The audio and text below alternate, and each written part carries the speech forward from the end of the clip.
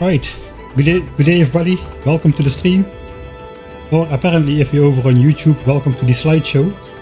I have no idea what's going on, I've been trying to look what's going on, but I've got both the streams up now on Twitch and on YouTube. Everything is fine on my end, the stream on Twitch is fine.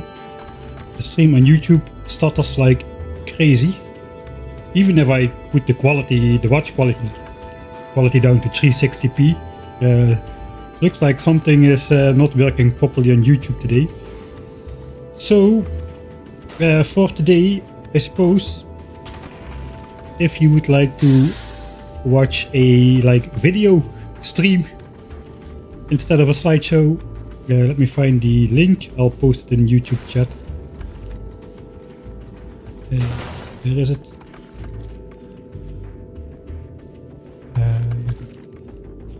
Right. If you see YouTube stream laggy today, watch instead.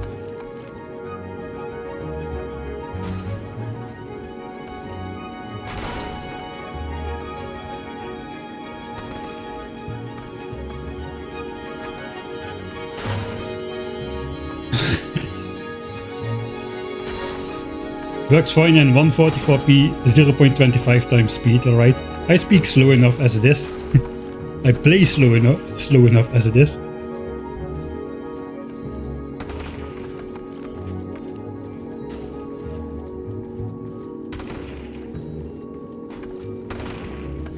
Right, so I guess I'll pin the link to Twitch on YouTube then instead of the bingo chart. If you are watching the stream and would like to have some entertainment while I do stupid stuff, open the bingo chart in the top or in the pinned comment and let me know if you got a bingo. This does not count as getting sidetracked just yet. This is just like troubleshooting.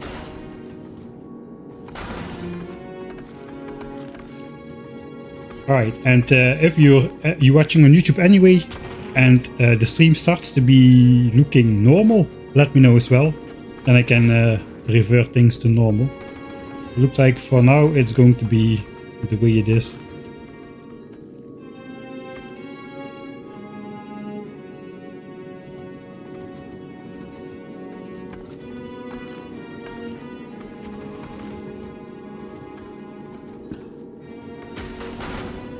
I do not want to support people via seeing ads, says RateP998. I couldn't agree more. If you ever want to support someone, I'd rather throw some money at them directly or via Patreon.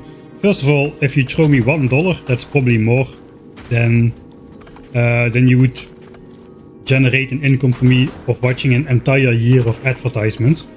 And I would argue that throwing me $1 directly is also cheaper than watching the advertisements, not only because of your time, but because advertisements work. The trick about advertising is everybody thinks it doesn't work on them, and it might not work for 90%, but there is a small percentage of ads which will work on you, and that will cause you to spend money. So I would agree, do not watch ads.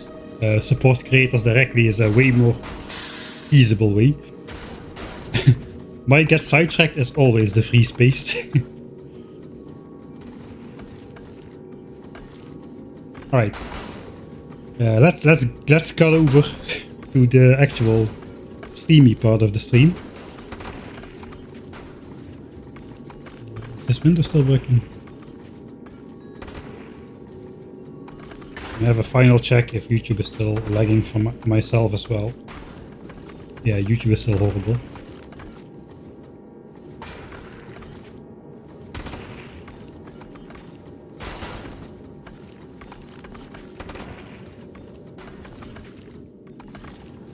Alright, I'll just keep the link up to Twitch for now, and hopefully people will join on Twitch rather than watching the slideshow. Alright, what are we looking at? We're looking at the spaceship we designed last time, at least a scenic impression of the spaceship. We've got the asteroid collectors down here, the very front of the spaceship. This is not how you are supposed to do it. You are not supposed to shoot medium asteroids with lasers. They have 90% laser resistance. It is horribly expensive, and it only really can be pulled off if you have a ridiculously large solar-powered ship, at least at this stage of the game, where we are basically working around damage upgrade 2. And we are flying extremely slowly. Let's switch on the interface. As you can see, we are flying like 30 kilometers a second. If I go any faster, we get overwhelmed by asteroids, despite the entire front of my ship being a laser, a massive laser.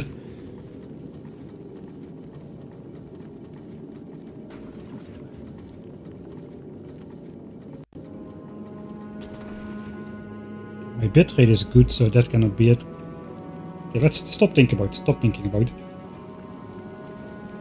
Thanks everybody for subscribing. Mr. Mehano for the 17 months.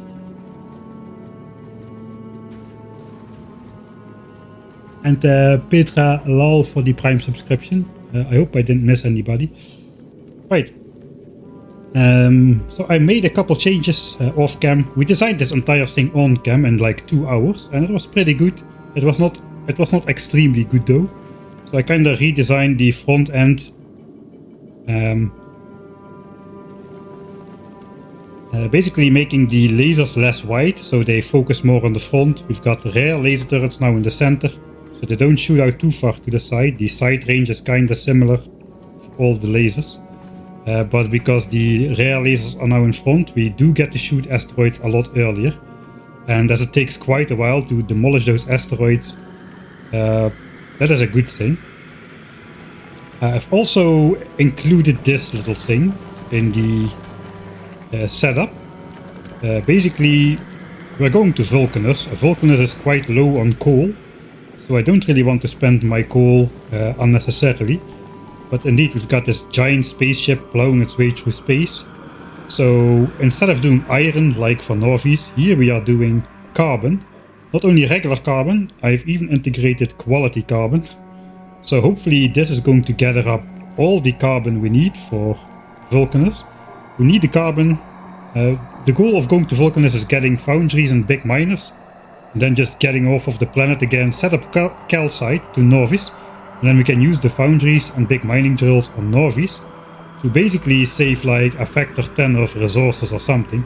It's absolutely ridiculous how much resources you can save just by foundries. And then big mining drills, the rare variant, doubles that yet again.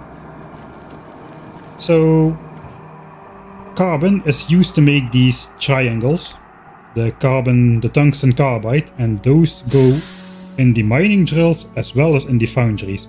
So we need a lot of that to generate a lot of mining drills and a lot of foundries. And with the quality stuff, we might even be able to get some quality triangles, so we can make some quality mining drills and foundries straight off the bat.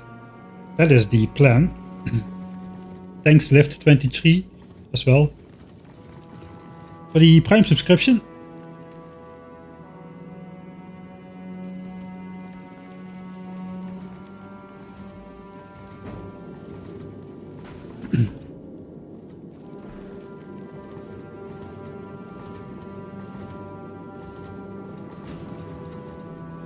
Alright, so our first order of business is integrating the changes to this design. Basically the front end changed a little bit, the rest stayed mostly the same. To our actual save. So let's open our actual save. And now I've got something to admit. I've done a little bit of mining off cam. We're at 266 hours 41 minutes. I ended the stream at 261 hours and 3 minutes. So there's like 5 hours of time has passed. Basically, I didn't do anything important. I've just indulged myself into doing all of the things that are just too boring to do on stream, like sorting all the garbage chests. Let's actually load the original end of stream save. As you can see, we're now 57%, 7 hours away from Planet Discovery Vulcanus. So that means we will be going to Vulcanus this Sunday. In Sunday stream, we are going to Vulcanus. That was kind of my goal. Alright, so here we ended the original stream.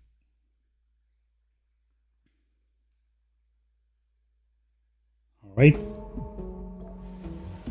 So here we are, 12.5 hours away. As you can see here, I've got a lot of garbage laying around. My inventory is nowhere to be seen. I organized all these chests with random pieces and stuff. I finally got around to doing that because now I can do it. Now I can go as OCD as I want without any back pressure.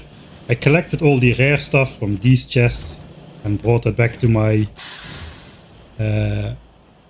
my area over here, which has grown quite a bit. So let's jump forward again. Thanks anonymous gifter for yet another 5 subscriptions. Thanks a lot. I'm going to assume you are the same anonymous gifter as last time, so thanks again. This area has grown quite a bit as I collected everything. You can see we've got literally like 80 chests worth of copper cable now. Once we got recyclers and the good quality modules, we can start trying to upcycle all of that into tier 3. We've even gotten more than a chest of red chips at this point, which is good, and more than 2 chests of quality green chips. So I've collected all of that stuff. Let me tell you what else I did. I made notes so I could tell you at least.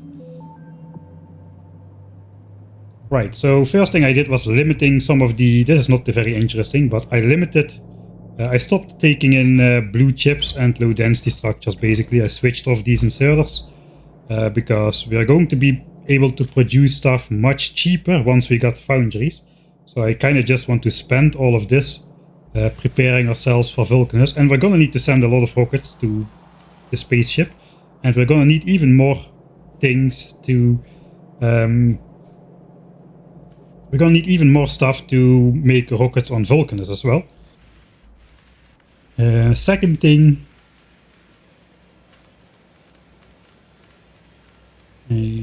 yeah, collect all rare stuff, cleaned up the garbage chest. I went around the map and collected all the... Well, there's always going to be new ones, but I collected all depleted rare mining drills, especially because we probably want to take some of those to Vulcanus to turn them into rare big mining drills. But just in general, it's good to have some mining drills on hand. I cleaned up my inventory as well. I did a mega map tech update and cleanup, which I did not want to do on cam. So basically I organized all my patches, I pictogram what they are for. This is rocket parts and green signs.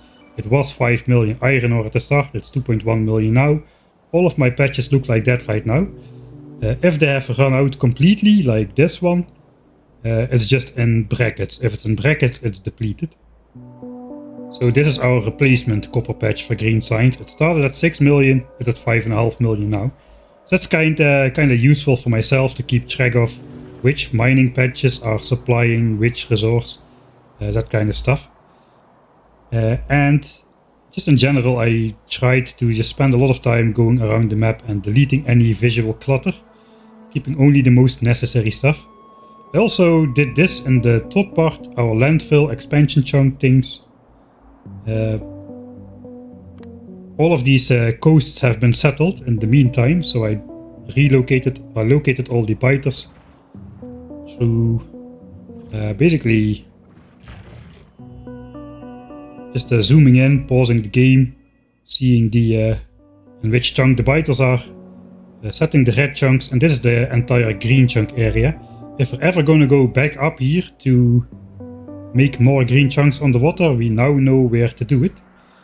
So that's quite a big lake actually. It's an enormous body of water here. I don't think I ever saw such a large body of water on a default settings map.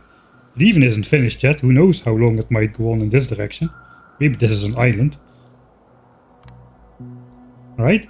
And then the last thing I did, and that took the longest, I made some redundant power connections in some locations. So if I snap one cable, not the entire base or the entire science section fails.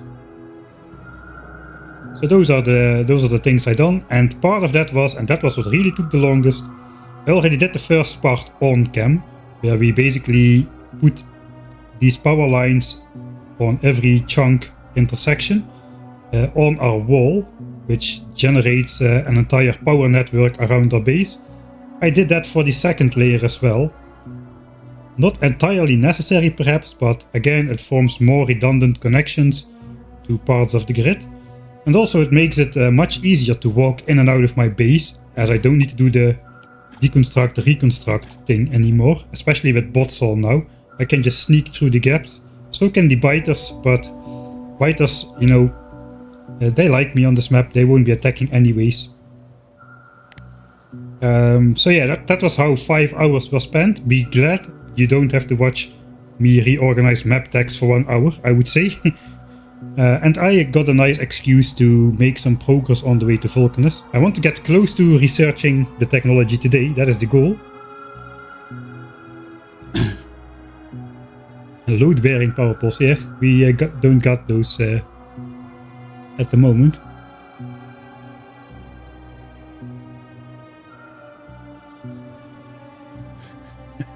Vulcanus triangles, Gleba pots, Fulgora squares. You've got quite the username to to complain about shapes.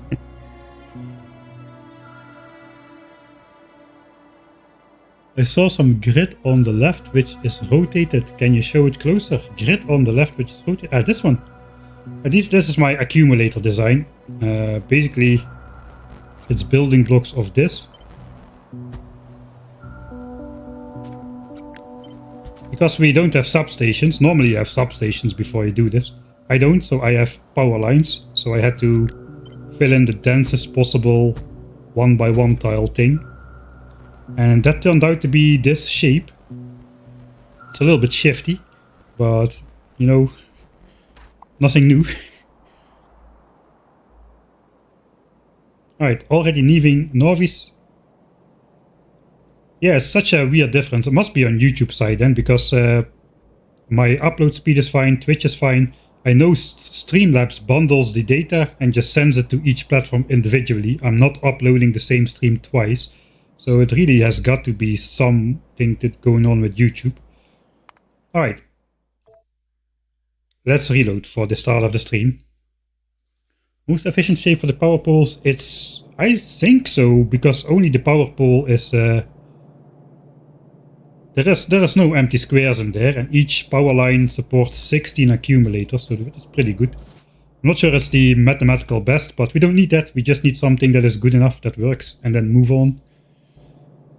Right, so what do we need to do? First of all, indeed, we gotta make the changes to our laser slab hauler. This was the original design.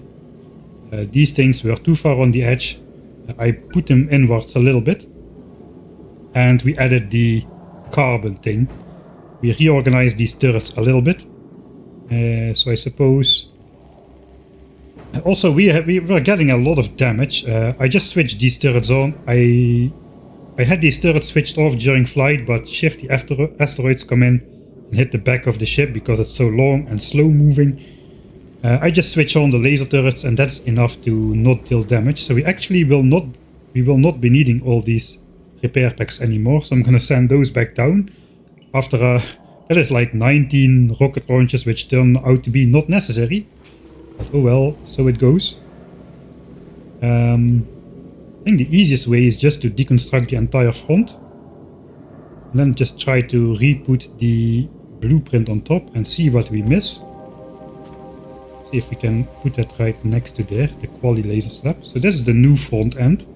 You can see the red parts are the parts which are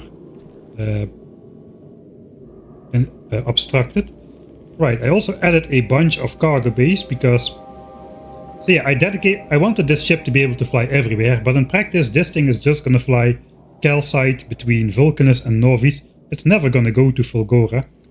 So we don't need it to survive in the parts of the solar system.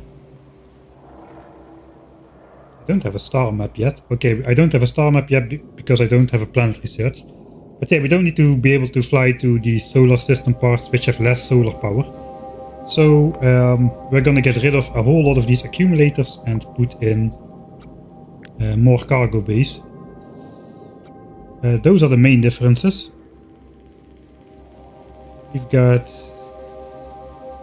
80 cargo bays and 48, so 32 more. So I need to deconstruct 128 accumulators for that to fit, I think. And then just the entire front end is kind of going to be reshaped.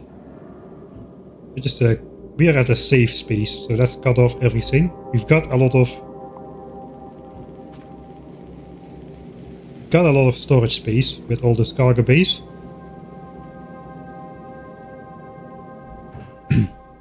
So we should be good. Plop the new one up there. Transport belt is in the way. Did I upgrade everything to red? I think I might have upgraded all the belts to red as well. Yeah, I don't see any... Yeah, there's some stuff in the back as well, which is not correct. I think we upgrade to a rare thruster as well. It's more efficient with the fuel. It kind of sucks to lose all of these asteroids. Let's not lose the storage of thruster fuel. The asteroids will fill themselves up pretty quickly again. Let's just delete everything in the back as well.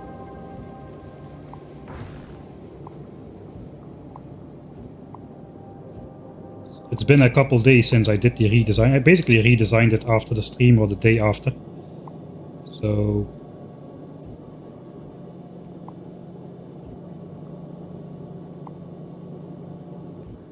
Okay, I think now everything should fit. I want to place this without pressing shift, that's the goal.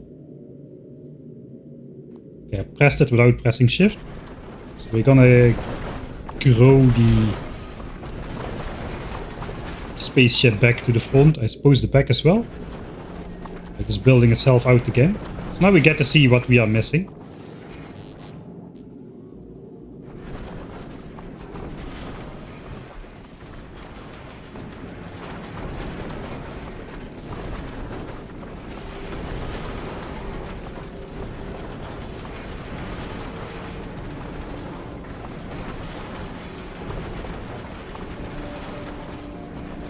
Can you not upgrade without using what's on?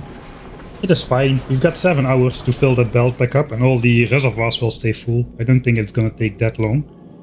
Alright, so the thing stopped expanding itself. As you can see, our asteroid collectors are a bit more protected. They lay a little bit deeper in the spaceship. I've upgraded to rare quality asteroid collectors as well.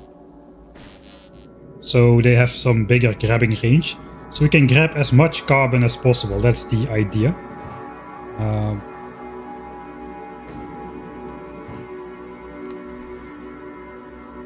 Alright, so basically this is our new shopping list, and the surplus stuff we can send back to home.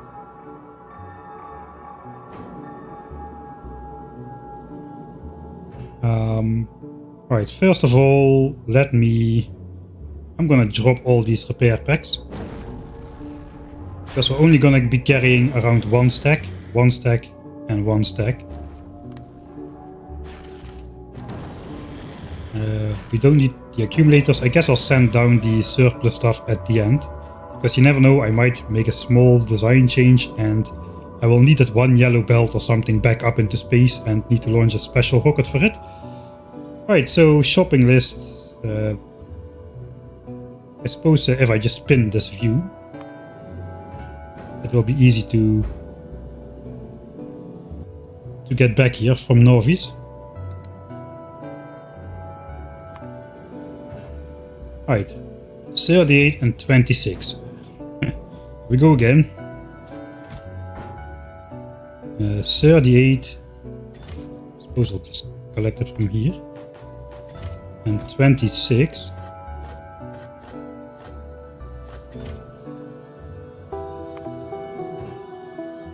20 normal inserters and 4 red ones.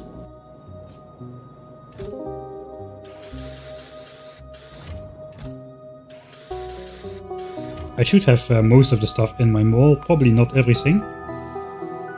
6 and 12 rare ones and 10 lights. 6 and 12.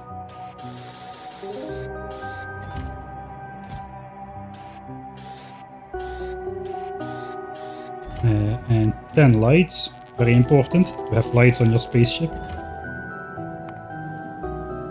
We switch back on the minimap. Switch that off for the intro. So we have all of that. 32 more cargo bays. 3 crushers. Do we have that? No, we need to make some cargo bays. 8. Yeah, that doesn't work. There's 150 chips per. Alright, we'll double it then. Have that. Full chest of gears. And another 3600 iron. We'll grab it in the second batch. Rip. Is it rip time?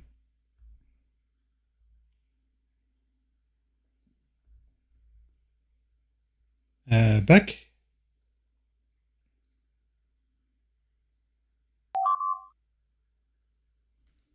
Stream Dicebox was already checked for YouTube, but looks like Twitch just died. Oh yeah, Twitch is... Okay, everybody now counts double in the counter for until the next one. Had legit broke the stream.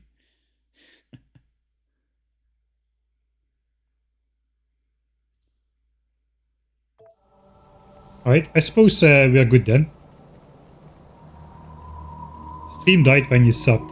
Yeah, I was gonna look for that. I heard the sound. Thanks, The Real Xal, for the subscription. And for, not for ripping the stream to shreds.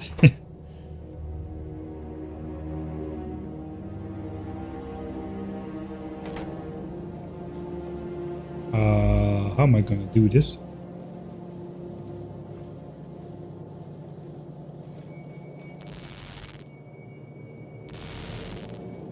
Right?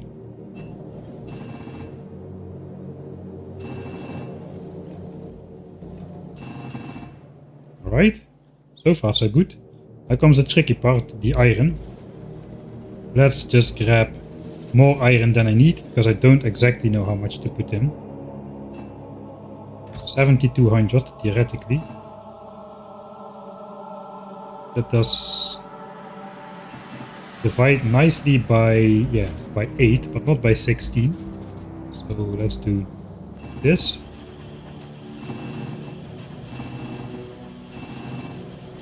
Okay, this is like a proper hand feeding session. It looks like I messed that up. Okay, we're just gonna grab excess iron then. And just put back the rest afterwards.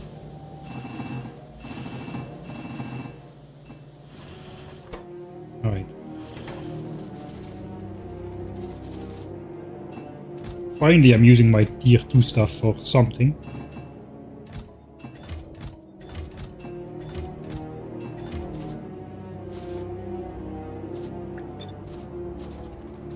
Alright, what's next on the shopping list? These we want to roll for rare ones as well, I suppose. Palm jacks, rare ones. I could make those, or I could just reclaim those. I've got rare palm jacks, which don't need to be rare anymore because they're already minimum. 11 over there. I think this source is pretty close to minimum as well. The absolute minimum possible would be 501, but it might as well be stuck, very well be stuck on 505 here. It's another 12, so I could reclaim my 20 pumps. Then again, I'm probably gonna need those for a new Nauvis oil source as well. So I might just make 20 new ones. 200 gears, 200 pipes, 100 steel, 100 circuits, apparently.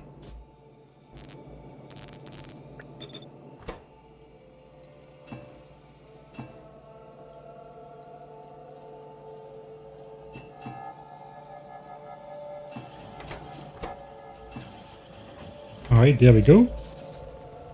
How are the assemblers doing? They are still assembling. Unsurprisingly, it's gonna take a while. Alright, so we are making the rare palm jacks. Uncommon oil refineries and chemical plants. I've got those left over now since we have upgraded our Nauvis to rare quality. We should have these chests over here. Do I need more chemical plants? I just put them on the list. I did not really consider what I will be using them for. Vulcanus. So we need 1 to neutralize acid for sure. And then 1 to condense water.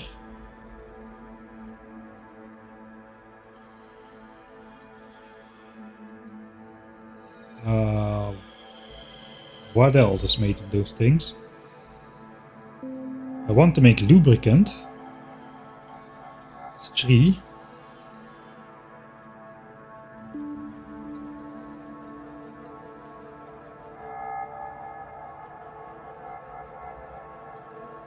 We don't need to make carbon since we got the spaceship. Hopefully that will bring in enough carbon. But if we do, then this is a 1 second crafting time, so 2 coal per second. So we don't need a large amount for that. But this all does not exist yet. I think we've got enough with a single stack. And we probably only need the 1 oil refinery, to be honest. But oh well, those can get crossed off. Let's grab the palm jacks, they should be done.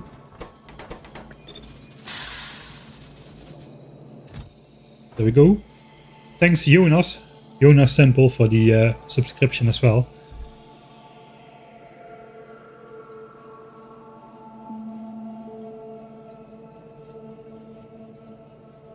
YouTube is now synced with Twitch. Maybe something was... Yeah, maybe that was the reason then. So YouTube stream is stable again then. Let me quickly check my own.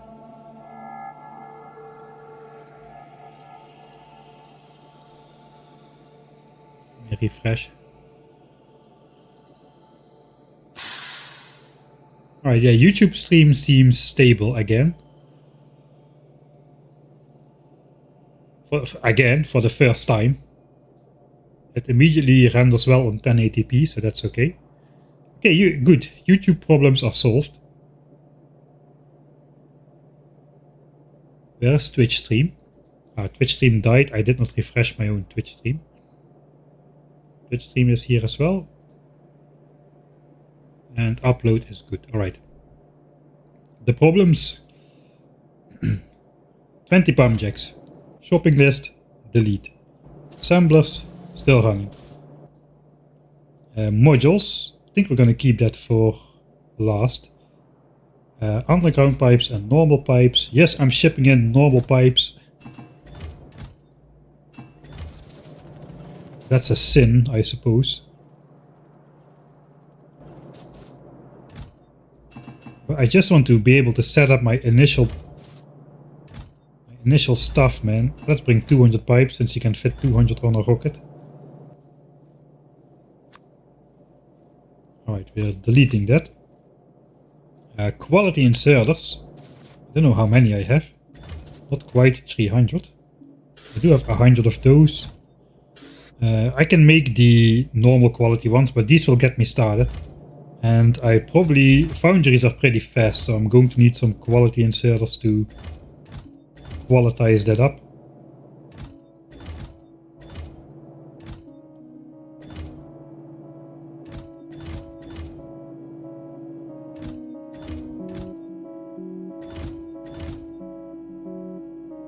Don't think I have too much use for these.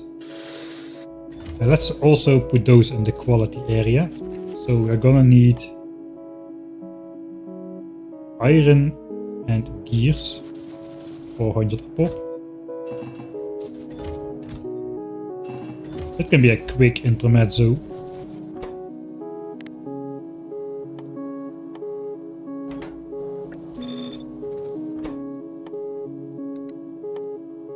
That's probably just gonna result in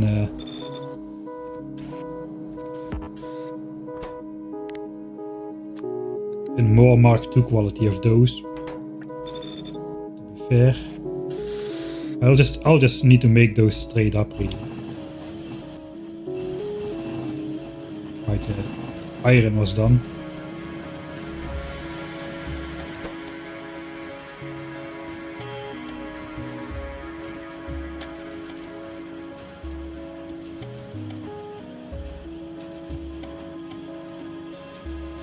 Alright, looks like everything is restored then for connection and platform stability.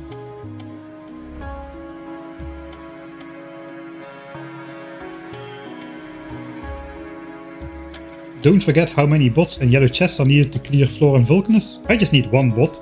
Me. Alright. The spoils. 19 good quality ones. We got 11 out of that. Yeah, like expected, we're just gonna straight up have to make those.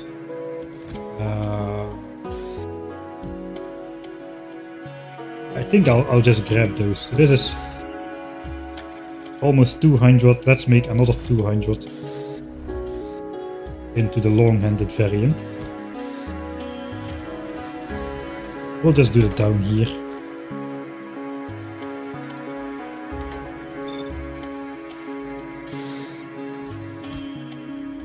That we need the good stuff.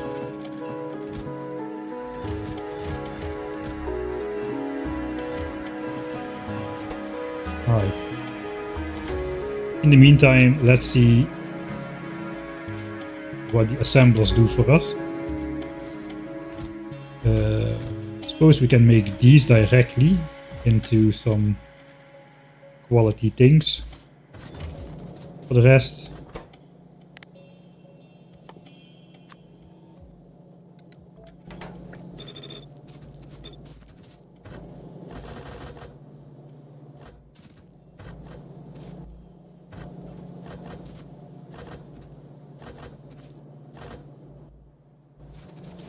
we have more. 2. That's 52. Alright. So that's 50 per assembler. It needs 100 steel, so that's 800 steel. 2k gears and 1200 chips.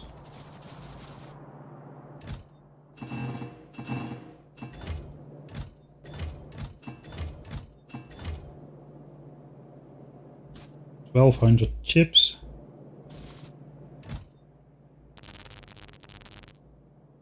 Okay, 1600 chips because that's easier. 800 steel.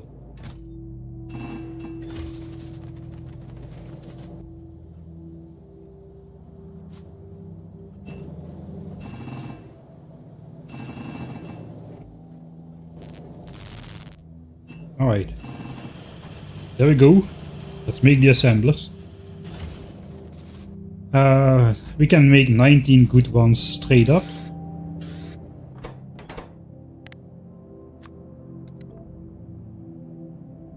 With those.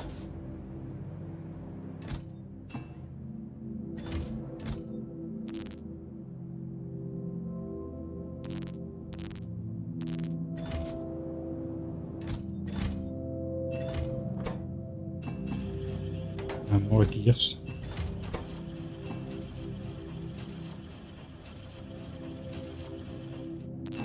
Alright. Min-maxing. Too much min-maxing. Alright. What we got, what we need. 300 of those, 100 of those.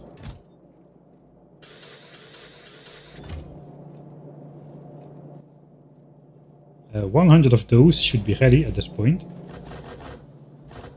I messed something up and I just grabbed a bunch of those. Okay, I only grabbed enough for half apparently.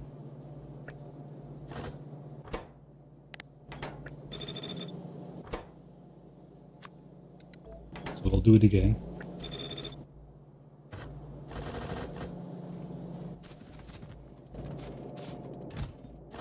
Two stacks of assemblers. Is that enough? What do I need to make in assemblers on Vulcanus? I think those triangles are made in assemblers. I want some sort of handcrafting area as well on Vulcanus, obviously. I think we should be okay. I think a lot of the stuff is done in foundries on Vulcanus. There's a bunch of fluid stuff going on. We can make normal assemblers if we are really in need of more assemblers. 31 good ones, that's nice. Some of those. That's again.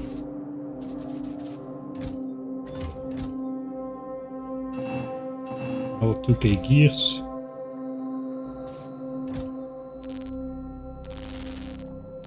Some chips and what was it again? Steel.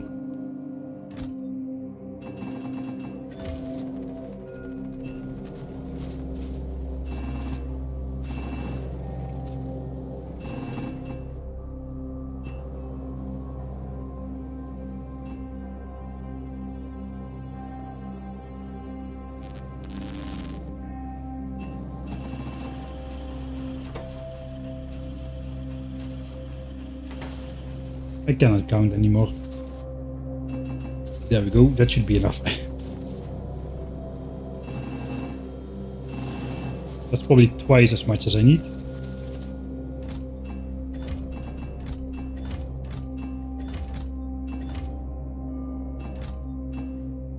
Okay.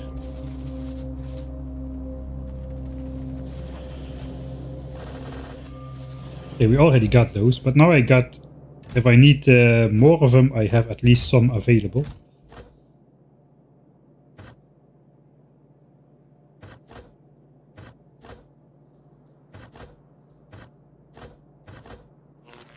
Okay.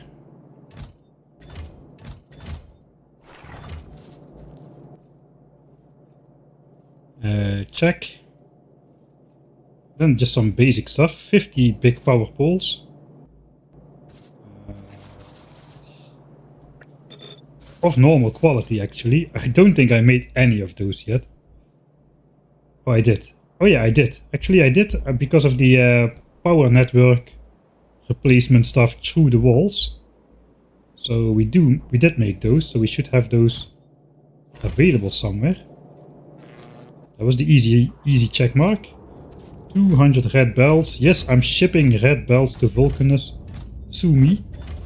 No, really do it. And some splitters. Check, check, check. 30 more cargo bays. Oh god. I did not make enough cargo bays last time.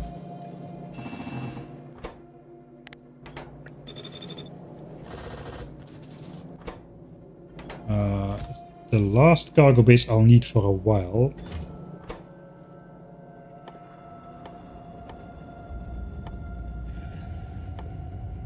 So let's just make 16 of those then.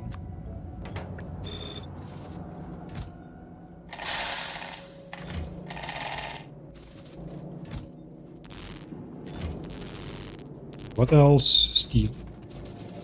Thanks NFT2 for the 9 months of Prime subscription as well. Twitch robbed me of my 9-month streak. I haven't been on here since this time last month. Oh no. It still remembers the total though. So I won't tell if you don't.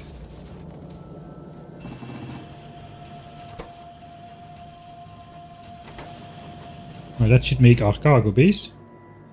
1 rare landing pad. Oh god. Quality concrete.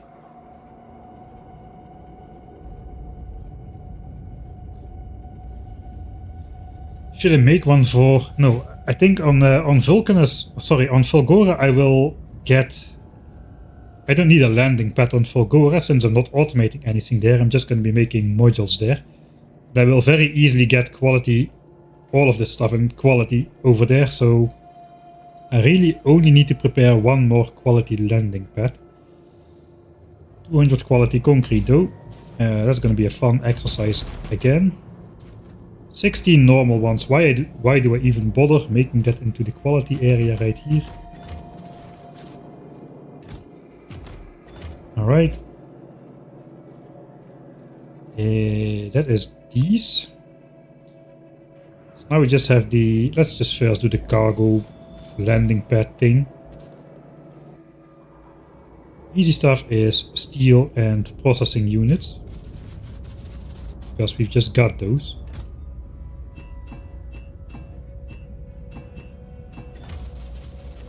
Another 10 rare blue chips down the drain though. It's kind of questionable how worth is a rare cargo bay. Rare cargo bays, the only thing they do is have more free radar distance. So you can just plop it down and explore a pretty large chunk of the map.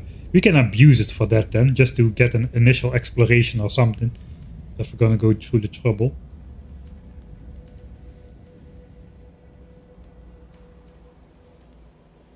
You know, F that. I think we're just gonna go with normal landing pad.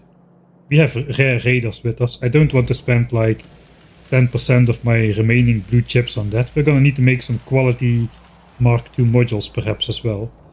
So let's not do that. We'll just make a standard cargo bay. And I just happen to have the 200 concrete for that. And now this chest is empty. Okay, that is a sign. That is a sign. 25 steel. And 10 normal blue chips without any need for weird stuff. That could be a cargo bay. I could still make it in here. Cargo landing pad. Just see if we happen to roll a rare one.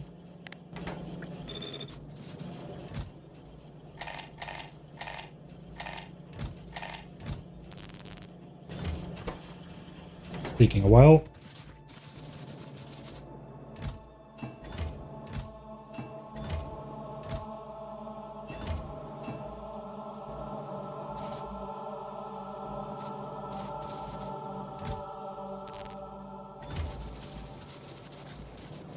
And it's a normal one. Alright, normal one, so be it.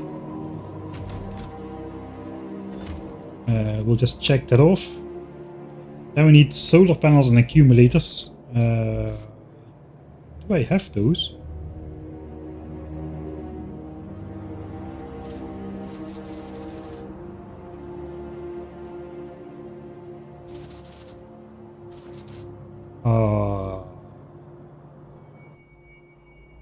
Did I just produce exactly... Of course I did. I produced exactly 10,000 uncommon accumulators. And of course, those have all been placed. So I have 0. Actually, I do have some.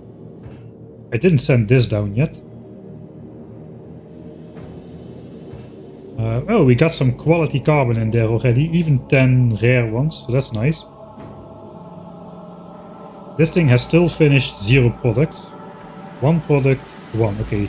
So the uncommon things have finished 1 product, this one 0, the rare one. These 230-ish, 220 to 30, alright. Let's send down the stuff. This. These.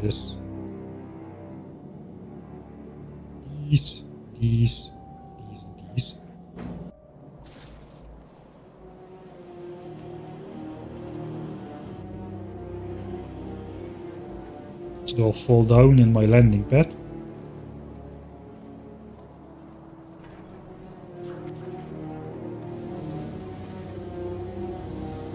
Takes a while.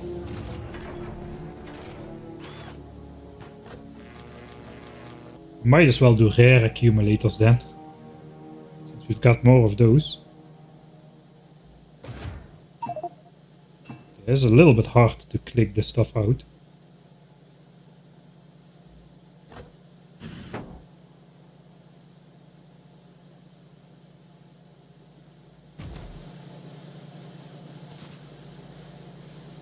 There's 173k in there.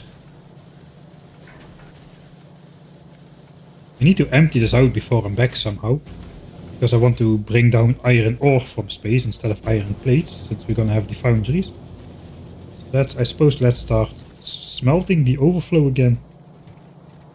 Still at 1k SPM, so I don't know why it's going so slow.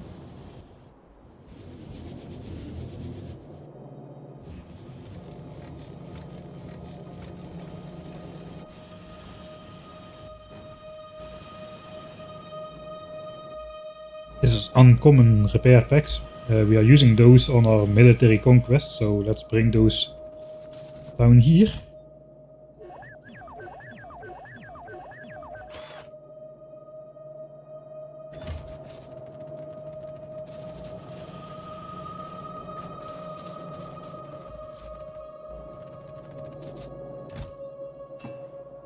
Alright. So I don't have any uncommon accumulators. Not sure I should do the rare ones. The rare ones are much better suited for usage on ships than just randomly spending them. Normal laser turrets, normal thruster.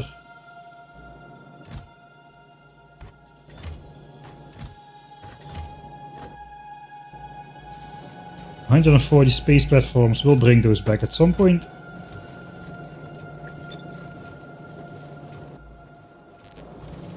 More of this.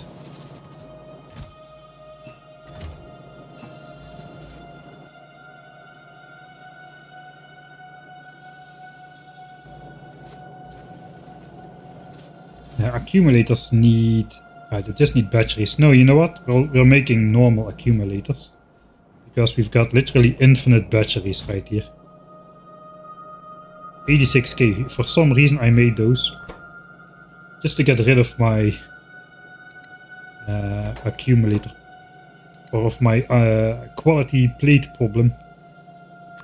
It was a problem. I don't want these machines to be busy forever though, so I'm not going to make a large batch, just like what we need. 200, so that sounds like 240 or something. 30 per assembler. Let's do 40 per assembler, that's 200 batteries. So 8 stacks of batteries.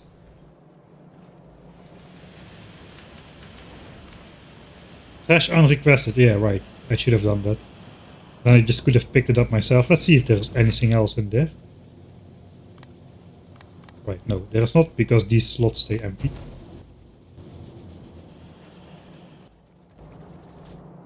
How is the red chips going? 46k. Should be... I think that's good for 23 hours really, still.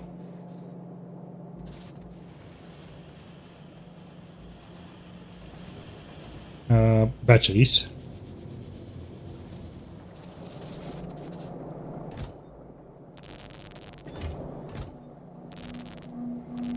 Alright. And uncommon iron plates we've got. No stray hits by the jollies yet today, for you bingo card players. 200 batteries require 40 iron plates, I believe.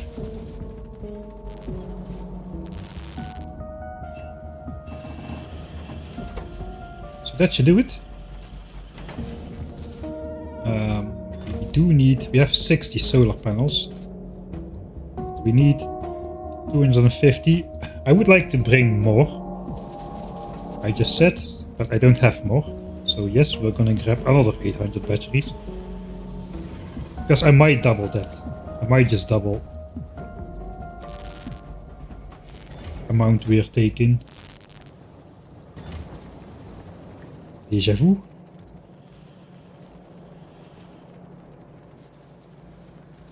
Didn't get hit by the Johnnies yet for you bingo card players. Now people think this stream is like repeating itself. Another 100. Oh, we can just throw that in the assemblers. Alright, so that's gonna make double the amount. Then I also want to gather double the amount for solar panels. So 500 solar panels. 2500 copper, 2500 steel, 7500 green circuits. I guess we are gonna go 32.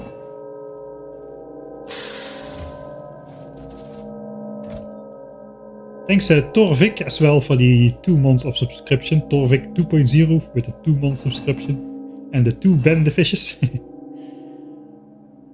3200 because that easily fits into the 8 assemblers. So we're gonna need to... I can throw that in already. As accumulators will not eat that. Then the green chips. 300 green chips per chest. 9600 in total. That's easy. There's a full chest.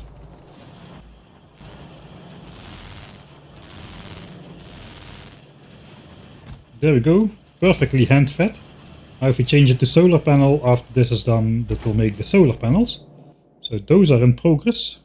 Then all that's left to do is the modules. We also have these. We're gonna make those, of course, in the quality assembly area as well, but these modules will just straight up have to make. 100 efficiencies, we've got those. I'm not taking those in rare quality, because with 2 of these, any machine does minimum power consumption. I don't really think it's gonna matter that much. I have a different purpose for those in mind here on Nauvis, something with oil. Right, I guess we're gonna go in a new chest. So we got those. Just need to make 100 speed, 100 productive. I don't know what I'm gonna use this for, if for anything at all. But of course I can just bring him back if I'm not gonna be using him. I do have a clear purpose for the quality modules though. I don't have any tier 3 modules laying around, they're just too expensive. 100 chips makes 20 modules. I don't have EM plants yet, unfortunately. That is 100 of those. This is 100 of those.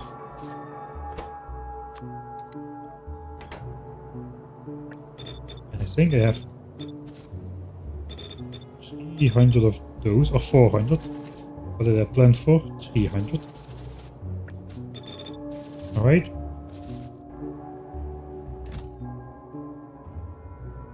A bit uchi, but affordable still.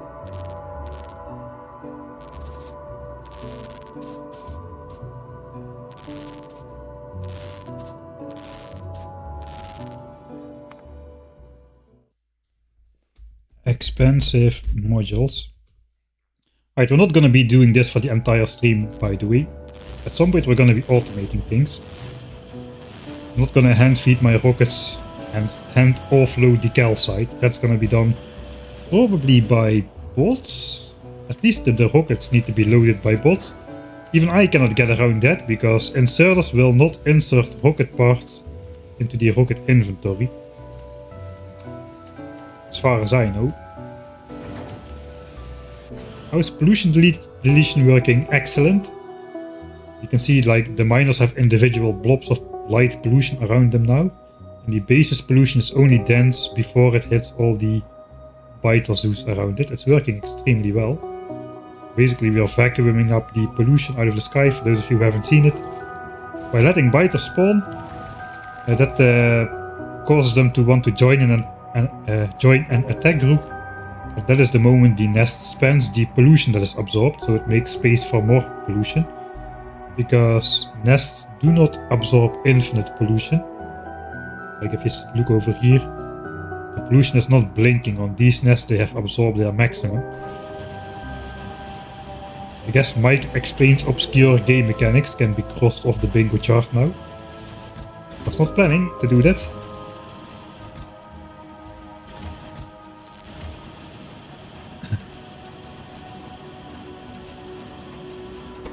But that's gonna take a while, but that's all the modules we'll need. So those are in process. These are still going. Do we have enough iron?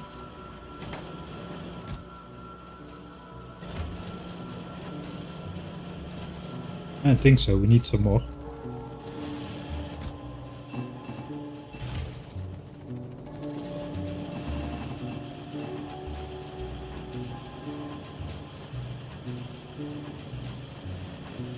I think we're still gonna need some more.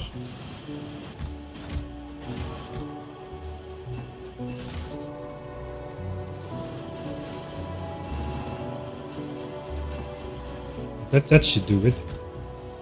probably too much. It's fine. It's fine. Alright.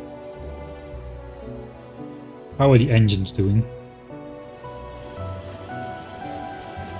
Yeah, 45 minutes in. Making engines now. And we're about a quarter of the way through. So that checks out. That about checks out. 128 uncommons and 11 rare ones so far. That also checks out. There's more uncommon than I would expect, actually.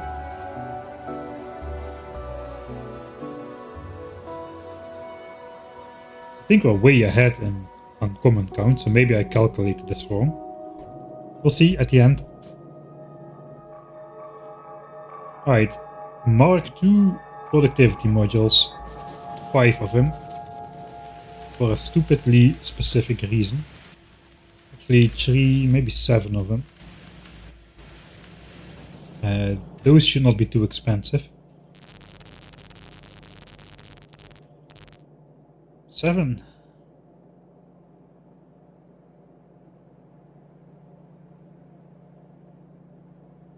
Five. I got a specific rocket silo design, which I want to try out. You know, yeah, let's do this, because if I take exactly enough, you will see I get lucky, and I will need to come back. Wait, modules do not require low density structures, Mike. And I will need to come back to pick up more blue chips. I want to get lucky. I want to make rare productivity modules Mark II are gonna be in high demand at some point.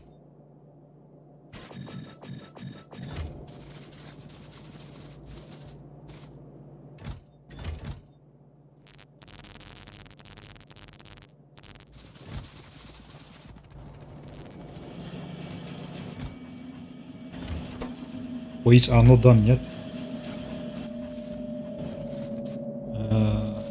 Guess I could. Okay, these are done.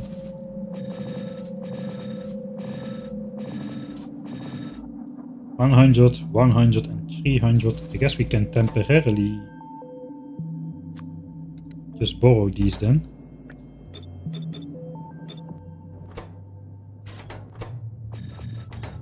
Let's do something with my construction bots. Pretend I know how to play this game. I don't, because my construction bots are sitting in a chest somewhere.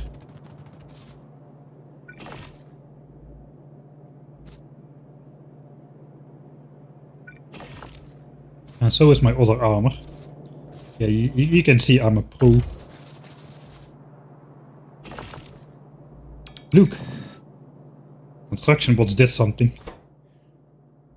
Alright, so now we're trying not to get a rare one. That's basically the gist of it, because then I need to go back and get more blue chips. So that would be very bad if I got a rare productivity module Mark III. I definitely do not want 5 rare quality productivity modules Mark III. I do not want them. Don't you dare give me 5 of them, game. That would be... even 4 of them. 4 of them would be unacceptable. Don't give me 4 rare productivity module Mark IIs.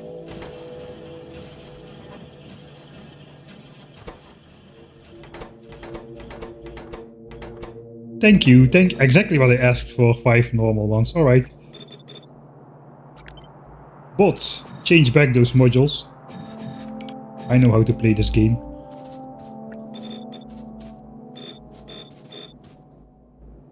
Right. 5 of those. Wait, we had a module chest. Alright. Accumulators are just about to be done. I've got enough though. Do I just bring double what I planned for? I think I do. I'm not sure how much power I actually will need. So let's bring 400 accumulators.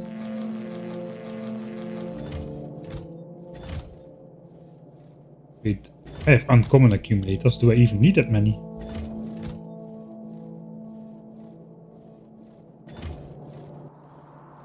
The normal ratio is something like... for Nauvis is like...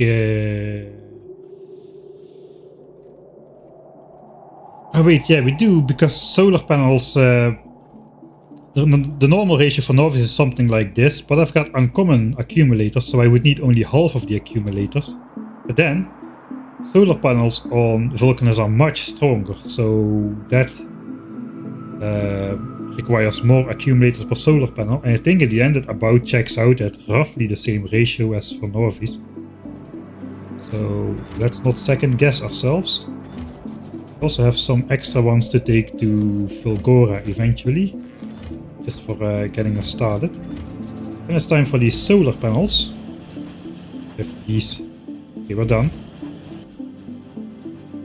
We'll also make some beacons, we'll do that first. Just mark those for deconstruction.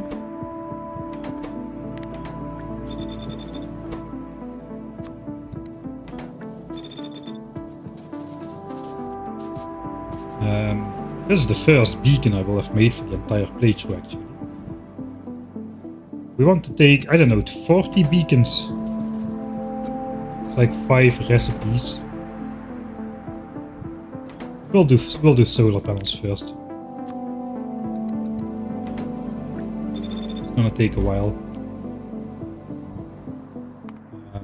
Another scene for editing mic. Soul bonds.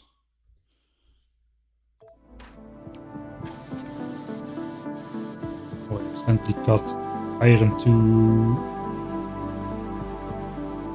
the red signs for a bit. Should have some backup stuff going on there, so we should be okay.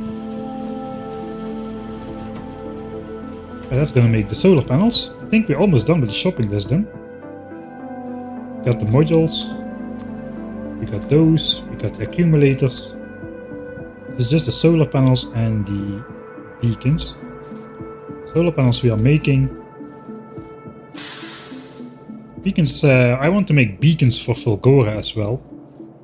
I think we're gonna make beacons on Nauvis since I got the appropriate resources for quality here.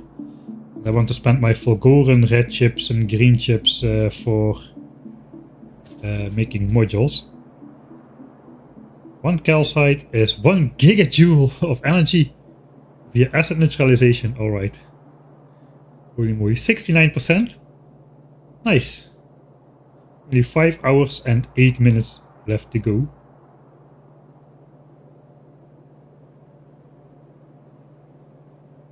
Ah yeah, I will not have steam turbines, so they will be a lot less effective. I think it's like a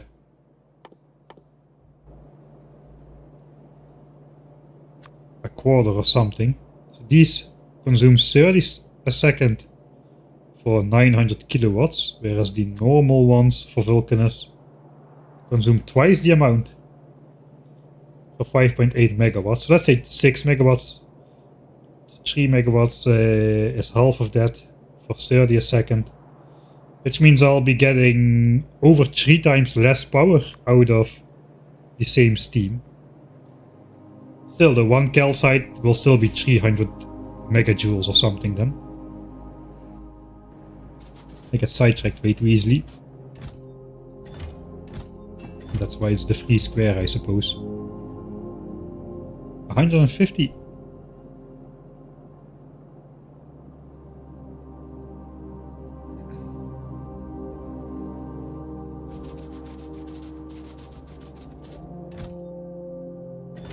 Alright, so for this we have to wait until we have 3 hours left to go, because we're gonna make those down here as well.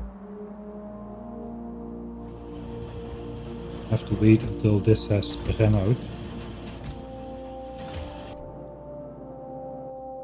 So for the rest we have everything except for concrete, which we're probably not gonna ship up. Refined concrete, do I want to? I don't think I want to make that.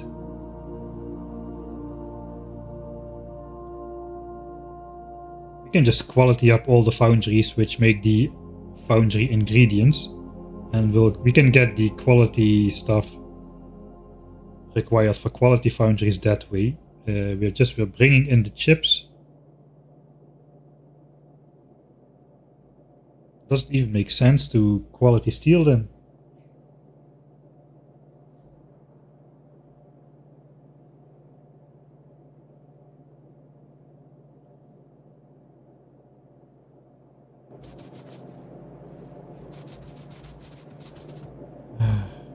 I can just specifically make some quality concrete. I think I will do that. 400 quality concrete just to go along with the 600 quality chips and 1000 quality steels. That's the correct ratio for foundry, if I'm not mistaken. So if I bring in 400 refined concrete, 600 chips, 1k steel, yeah, that sounds about right. I can just make that straight up. 400. So I need 800 concrete, which means I need 400 quality bricks. Do I have those laying around? I think I don't, but I have quality stone.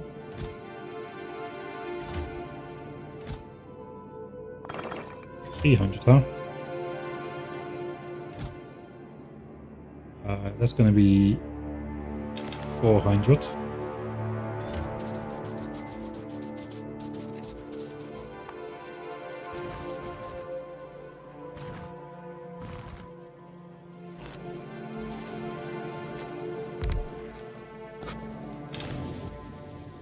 No, actually I need 2 more.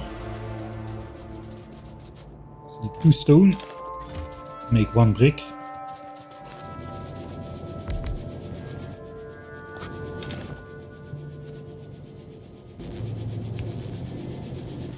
Alright. Then I need the then I do need the quality iron ore. 400 bricks. Concrete is 1 iron ore per 5 bricks. That's 80 iron ore. I suppose we have that collected by now. Only I knew how my base was built and I could find it. There it is.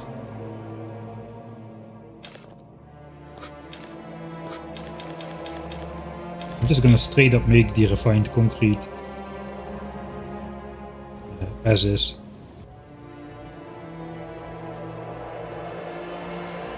Let me grab my actual inventory.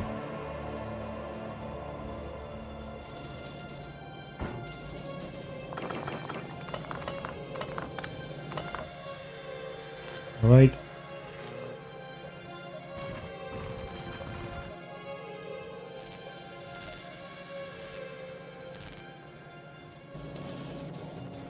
Back to the old concrete area, this time for refined concrete, and while the concrete crafts we can then figure out what we need to make that into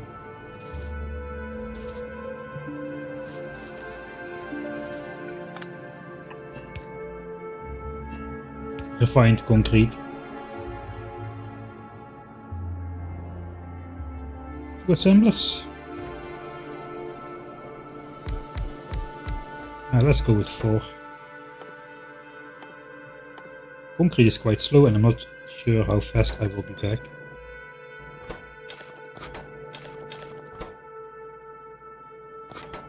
And I got 4 stacks of bricks. Alright.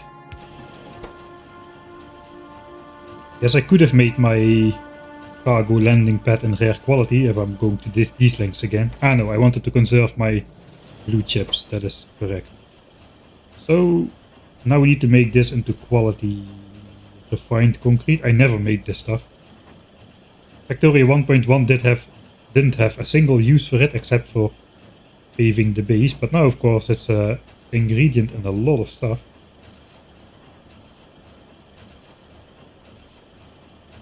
So I need 400 of the stuff.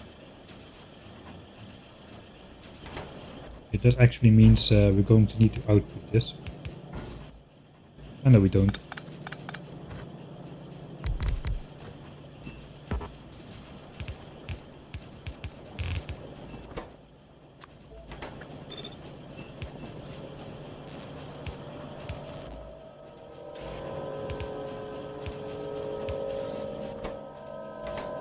We're going to need to output this though. Quick temporary setup. Very quick, very temporary. So that's gonna make 800 concrete, so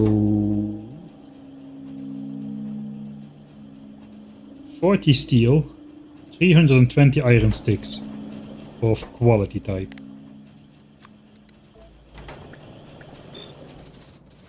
Okay, that's not a lot. Maybe I can make more then.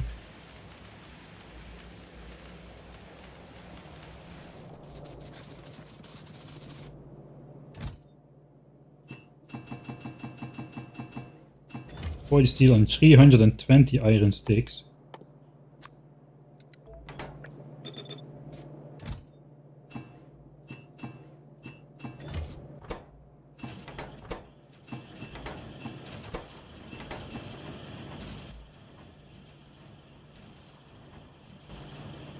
I cannot get the turbines. It's unlocked either by researching nuclear power, which technically I can get, but that's a 1 million technology deviation, which I don't want to make. I want to go straight for Fulgora, basically, after Vulcanus. So I can set up my quality stuff and get the good modules and then properly rebuild Nauvis with good modules, good beacons, and good foundries and all the stuff. So after the quick and dirty build over, we're gonna do a proper build over after Fulgora. Then we're really gonna be spending like minimum resources to do the same stuff. The other technology which gives you the turbines is Gleba. Gleba, I think. So if we look here, unlocked by heating tower, so you need to go to Gleba. The problem is, not only does it cost another 1 million tech by itself as well to research the planet, it also starts evolution on Gleba, which, yeah, it's not great. Solar panels are still crafting. There you go for quality foundries and big miners. Mining drills for sure. Foundries, I am not entirely sure yet how that will go. I'm making this for foundry, so I suppose in some way, yes.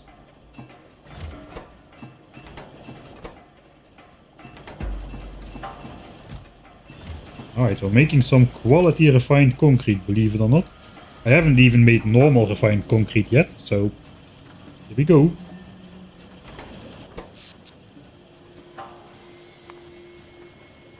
The power is okay on Nauvis. Despite our laser zoos actually. 31 megawatts of laser zooing. We even got a tiny one down here, an observation island as you will. Where one lone behemoth biter is a mysterious beam is coming from the trees over here. There's nothing there. It's the trees, it's the nature that's doing that to him. You can see just how powerful our lasers are against behemoth biters. Takes a while, but it gets the job done eventually.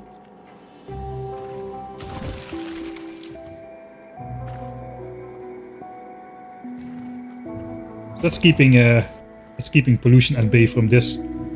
That's keeping this mining patch from polluting these very scary behemoth worms and behemoth biters over there. Alright. I think we need to make more of this, to be honest. No, we don't. We're not going to. We're not going to. Don't overdo it. Focus on... We're 70% in already. 5 hours left to go. Panic. Panic is setting in. Alright, we're done with the solar panels, so I suppose we can start gathering some stuff for beacons. Yeah, let's just do that. Beacons. Right, why beacons on Nauvis? Because beacons require 4 ingredients. Copper cable, steel, then red and green chips. As you can see, I got literal masses of those. Rare beacons would be better. I'm just gonna roll for those for now. We can just make a ton of beacons in the quality machines. We don't need to make anything else in the quality machine for now, I think. So if we just make a lot of those, we can get a good number of rare ones out of that as well. 10, 10, 20, 20. That's actually pretty convenient. I forgot which one was 10 and 20. 10 steel and 10 copper cable. So it's 1 chest of reds, 1 chest of greens, 1 chest of steel, and half a chest of copper cable. That's basically the ratio, if you go in amount of chests. So I think we're gonna do that. These are done.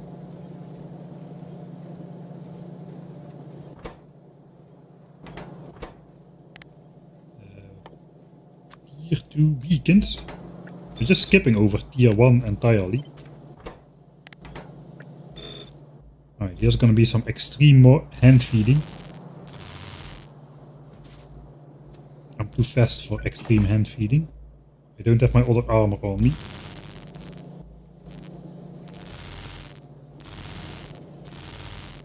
Alright. Then we're grabbing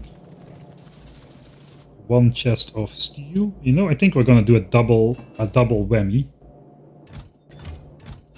That's not a full chest of steel. That's again me just grabbing from random chests.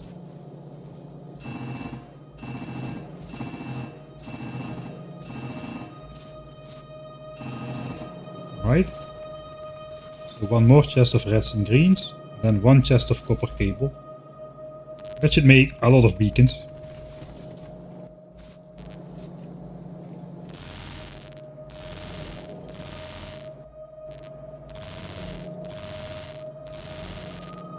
Right. And finally, expanding some of our 80 chests of quality copper cable. Believe it or not.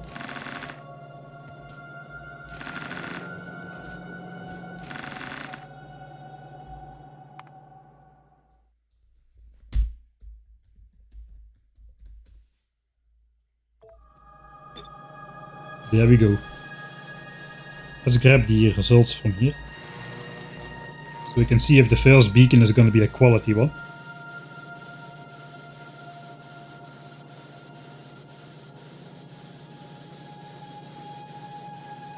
Yeah, foundries just give speed. So not really anything. You can just solve foundries, not having quality foundries, by building more of them. You need more space. You might actually need more beacons as well. There might be some good beacon setups for foundries, which require a quality foundry actually, to be able to do something which a normal foundry cannot. So there is merit to having quality foundries, but they don't like increase the resource count you have access to in the ground like big mining drills do, which for a normal playthrough might not be that important, but for me at 1000 times science cost at every iron patch, basically that you can translate the million mark for kilo. This iron patch has 7.2 thousand iron in it instead of 7.2 million for my playthrough. That's just how crazy it is. It's nothing. Like, all the iron on the map is less iron than you get in your starter patch. Basically, that is where we're at the moment. Not a little bit less either. I think we counted, we had access to 110 million iron. That is like maybe equivalent to a quarter of what you have in your starter patch when you just start out the game. That is how resource depleted the situation is at 1000 times science cost. Is absolutely abysmal. So that is why we need we very much care about how many resources we can extract out of a patch, whereas this probably just takes you to the end game in 1 time science cost, but for us not so much. Alright, we got our first rare beacon. I wanted to take like 40 beacons. I have those already. We might take some quality beacons on the ship as well. And if we need them, we can send them down. How many solar panels? 500.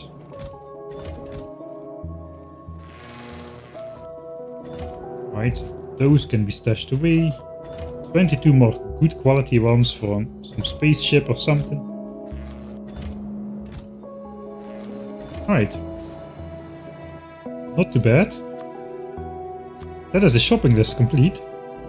Now we just are waiting for the engines, the electric engines. And we're gonna be waiting for that for another 1 hour and 50 minutes before those things are done. Maybe 1.5 hours before the required amount is done. If this is done, I'm actually going to leave it up for now, because I might want to make more of that concrete.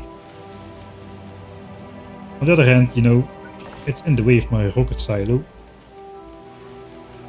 Let's just leave it up. I can make a blueprint and then put it back later, but yeah, let's just keep it. We'll send this as well, the concrete. Suppose that should be in some of these resource chests. Let's put this and this in there, because this is all for the foundries. That's gonna make up to 20 quality foundries.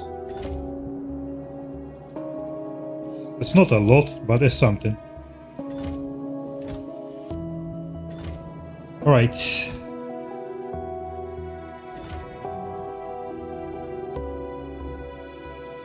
So no concrete, just waiting for the engines. We can delete those, we have that over here.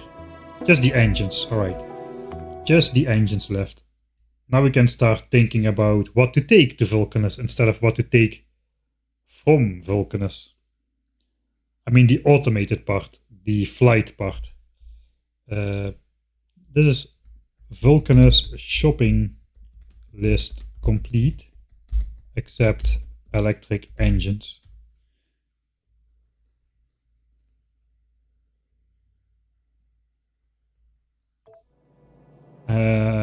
Copper from space is gonna require post Gleba stuff, so that's not gonna be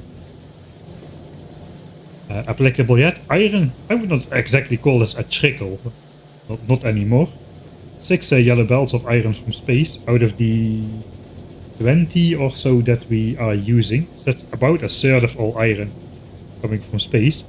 And if my optimistic calculations are correct, once we get back from Vulcanus, that is going to be 100% of my iron for the same base, for the same science production. 100% of the iron is going to be coming from space. I'm not sure if that's correct, but that sounds ridiculous. But, you know, 1k SPM, red, green and blue, just from 5 yellow belts of iron. But we'll see. I have hopes that it is correct. I'm getting used to the fact that foundries are just insane. If we get back from Vulcanus. Thanks for the optimistic tone, Jeroen. No, I know I could count on you.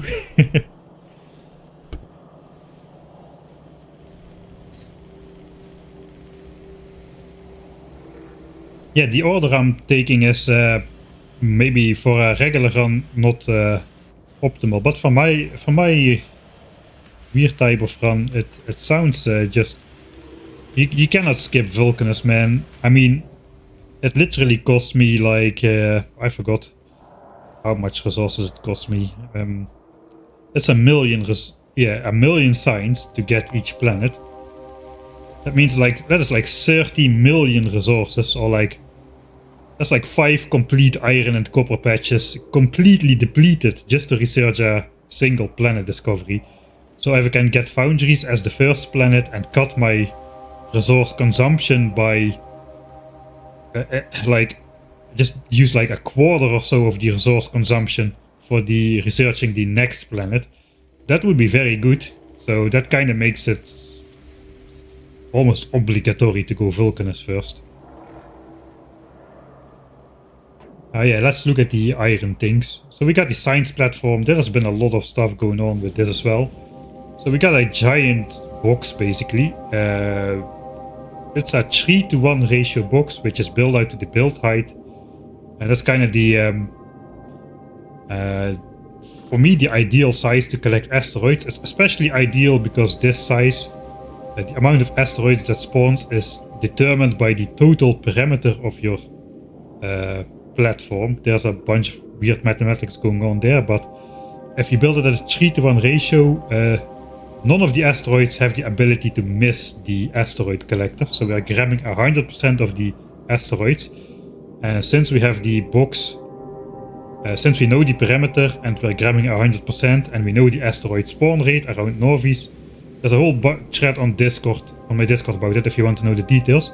But we can exactly figure out how many asteroids, how big we need to make the platform to make 1k space signs per minute, which is what this platform is doing. We have been making, actually we're making 910, but it translates into 1k SPM. So we know exactly how much we need to make this 910 SPM, how big the platform needs to be to spawn enough ice asteroid, the oxide asteroids, which are the limiting factor here. You can see we're throwing loads of coal overboard, and oxide is just about at the edge of the splitter. Kind of variance in when the asteroids are coming in, but this is right here at the edge. So that means we're right on the correct spot.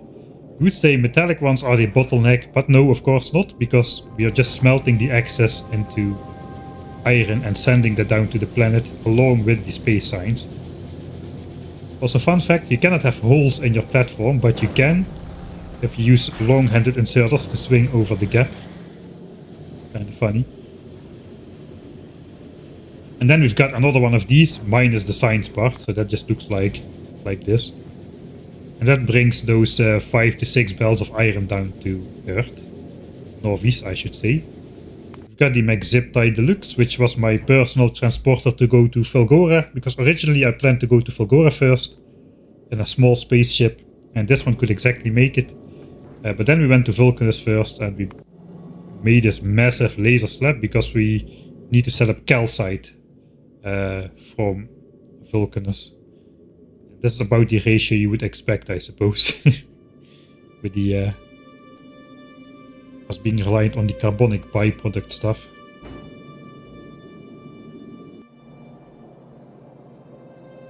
Why is Vulgora second? I need modules for my beacons. And Vulgora seems the best place to do that initially, and also before. The first planetary science pack I'm going to be setting up is going to be Vulgora, because from all the other planets, including Gleba, if the Gleban pollution cloud cooperates, which I don't know yet, but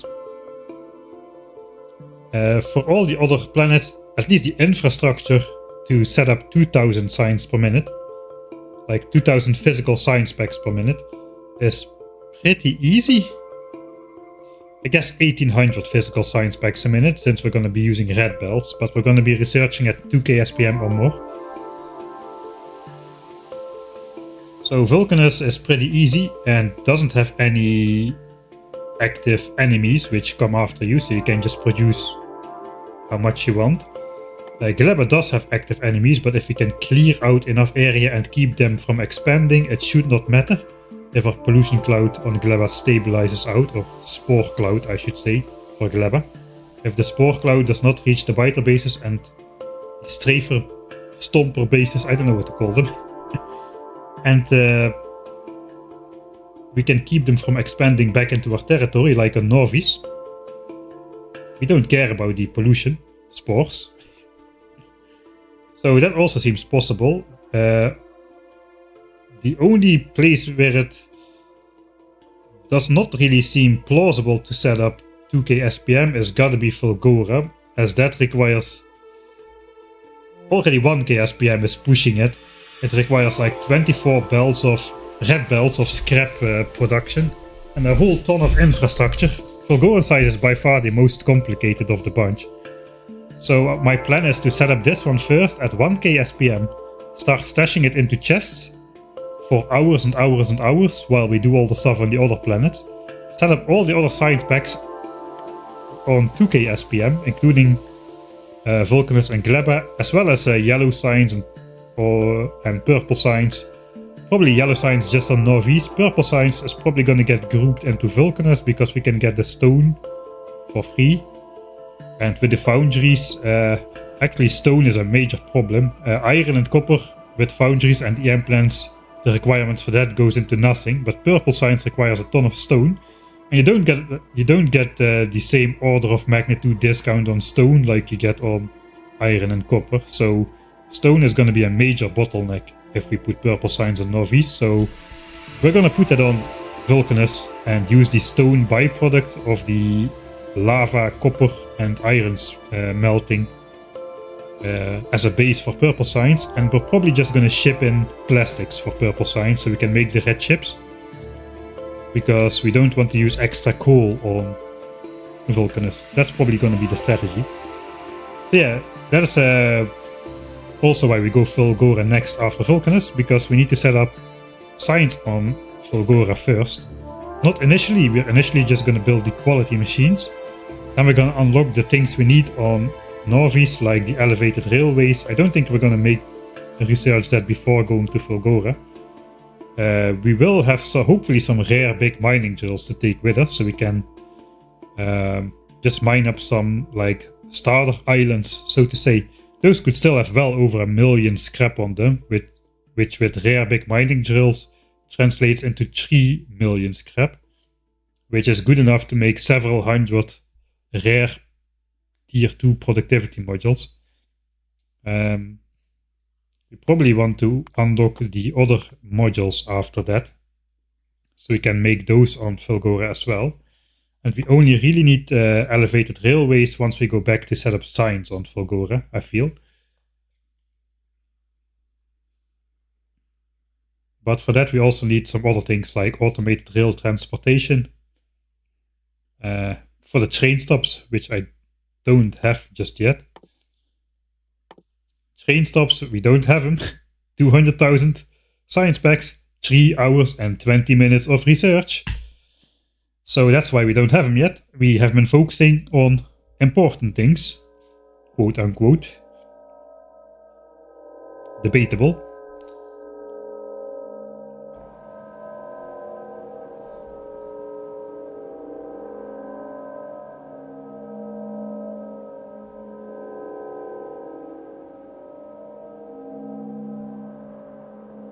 As soon as advanced asteroid processing, yeah, but advanced asteroid processing is literally, you need to set up both purple and yellow science, 2 million, so that's not really a hand-feeding project, even for me, and agricultural science on Glebber, so that's gonna take at least another 100 hours, if not more.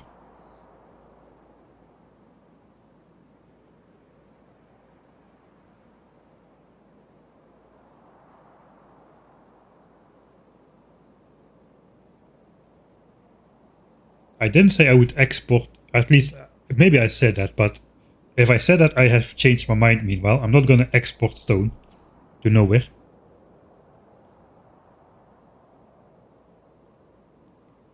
Alright. 4 hours 45 remaining.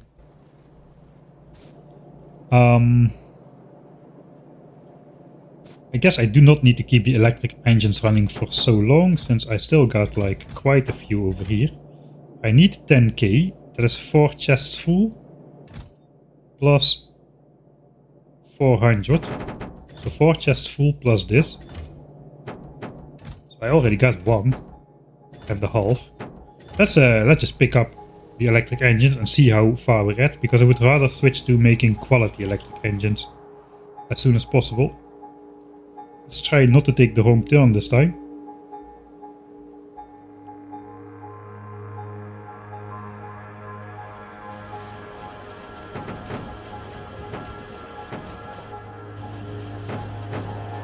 Oh, it's not gonna fit.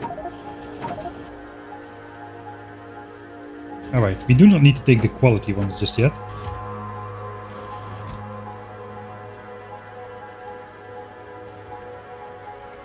Give me all of them.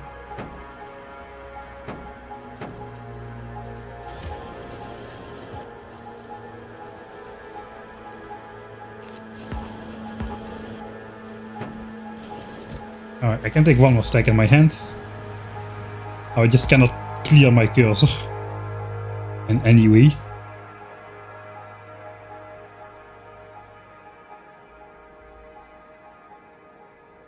Yeah, the method I'm using for quality is pretty much exclusive to high science multiplier playthroughs, because right. Let's first put away some electric engines. We might be there. Oh yeah, that is 10k engines already. Okay, so we can switch over to quality engines. But the reason I can do this is because I'm basically quality mining with crappy tier 1 quality modules. You don't want to do quality normally before quality module Mark II. Because the Mark 1 modules kinda suck. But since I mine 1000 times the ore, I get 1000 times the quality products. So my strategy has been going for... I'm basically storing every base element in... Like every basic building block I have quality of. So I can basically make whatever I need from those basic quality building blocks. So I need beacons, no problem. I just grab the 4 ingredients for beacons and I make those. That is the thought behind it for now. Alright, if I can make quality engines already, we're first gonna do these ones.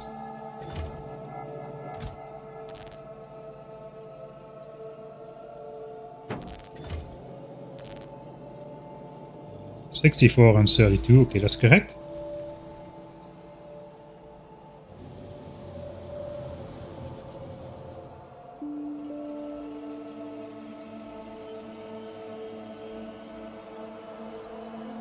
I have a method. At least I have hopes for a method on Gleba. I think it will work.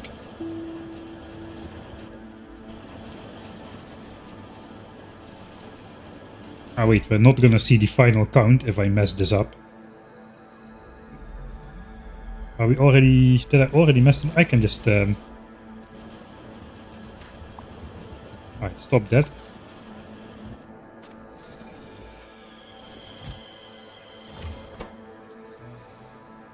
Suck a little bit.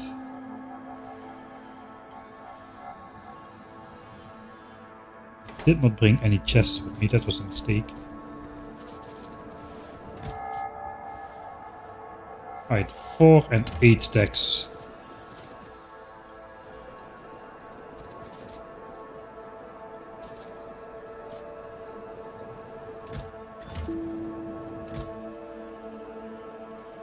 It's gonna suck a little. I need chests, man. I need to put away my stuff.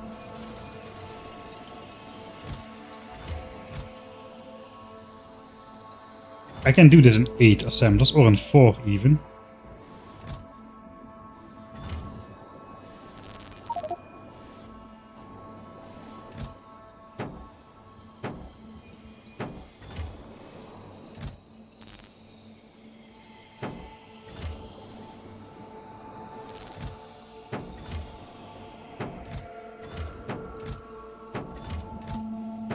Right.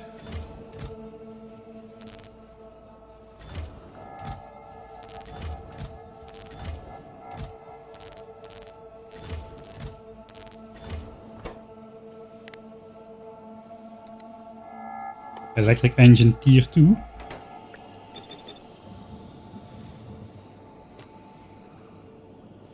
I got all of that stuff back. I distributed my stuff. Let's empty out this.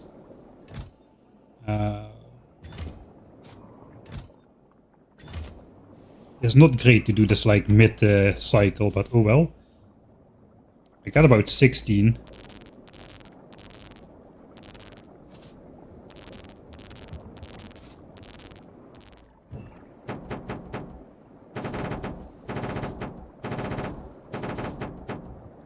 Alright, and 60 and 120, so that works out as well. Let's just put those in a random one.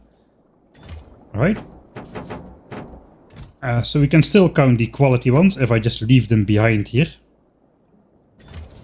And now these 4 will be tier 2 quality, so these may continue and these may start.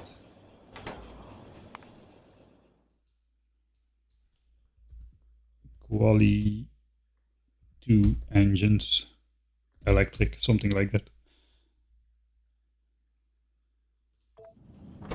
Yeah, I'm not gonna have any advanced military systems. except for artillery. I guess that's an advanced military system. Here we go. Less crafting cycles total per assembler, so that should still make me... Yeah, we said 1,000 crafting cycles were 3 hours, so this should be less than 3 hours. So that should be ready well before we're done. Now we just need to make the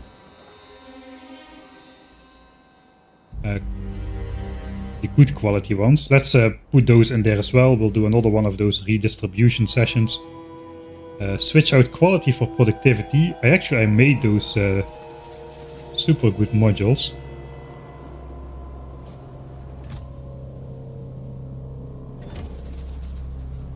Could just borrow some like rare quality productivity modules from Purple Science, since Purple Science is inactive. I think those also should have looped around, so that's okay. I'll just grab those. Then I'll just try and remember to put them back. That's what I'll try to do. But yeah, we spent like half of our blue chips to make rare quality productivity modules for Purple Science. What's Mike doing? Suspicious message, C-Rex. You never say that when you enter.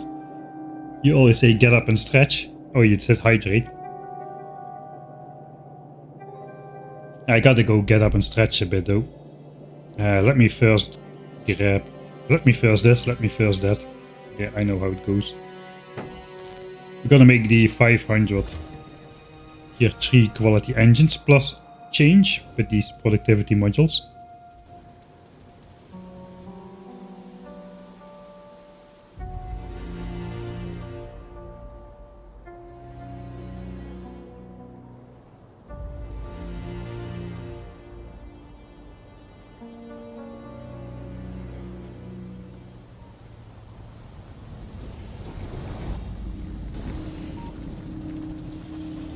Right, so again I did not bring chests. I'm gonna use 2 of these.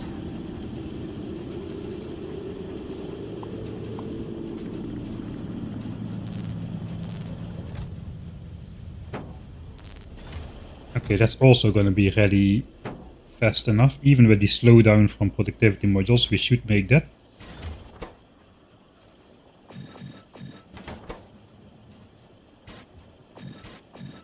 Okay, 18% productivity, so that is nice. Change recipe for electric engine tier 3. Gives me back all this garbage.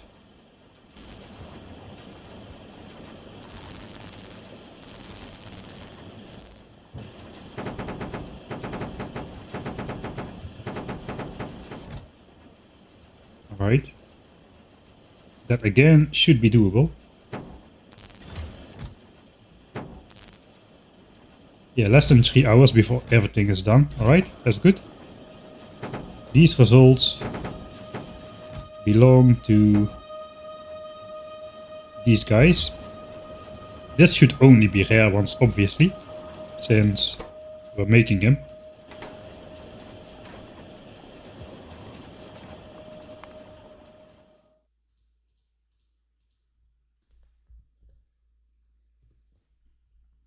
Coming up on the celebratory 1000 save pretty soon. Let's start it. That should be quality engine straight up.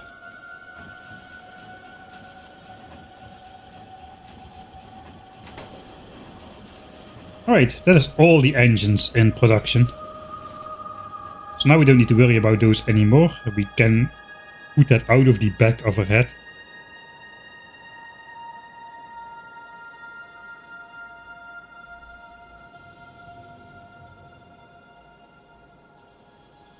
Switches, hydrate and stretches are out of stock. Then I probably ignore that again. So if that's on your chat, on your bingo board, Mike ignores hydrate and stretch, then you probably can cross that one off at this point. Alright, I'm gonna do that now though. I'm gonna take a short break for a couple minutes. So let me save right here. That was the hauling stuff done. The hauling part. Where we collect stuff. Suppose we still need to send this up. We can start sending this stuff up automatically. We have our hauler here. The laser slab. With a ton of storage. So we can start... I have this limited actually. To 20k, alright. So yeah, we can start launching all those supplies up, because that's gonna take a while as well. And we want to head off basically as soon as we get to Vulcanus in 4.5 hours.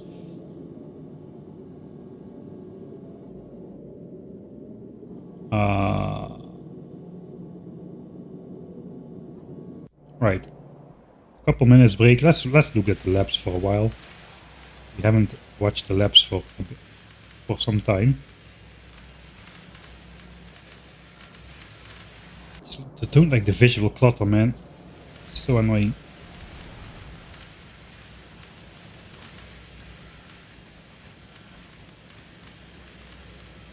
Alright. I think that's good enough. I'll be back in like 5 minutes or so.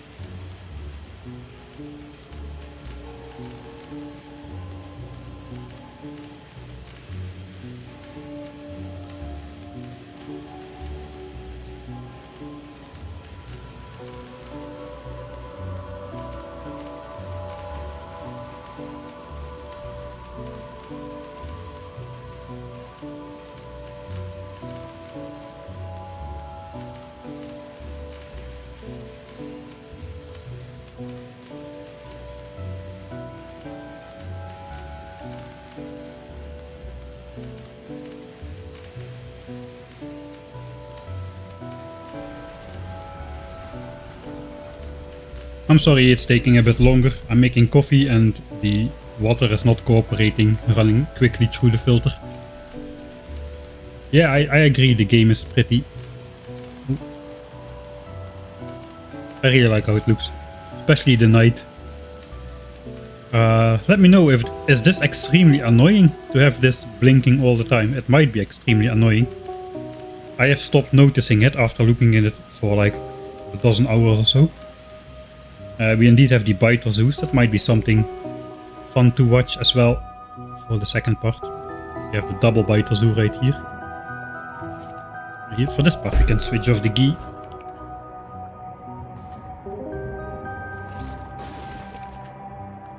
If I remember how to do it.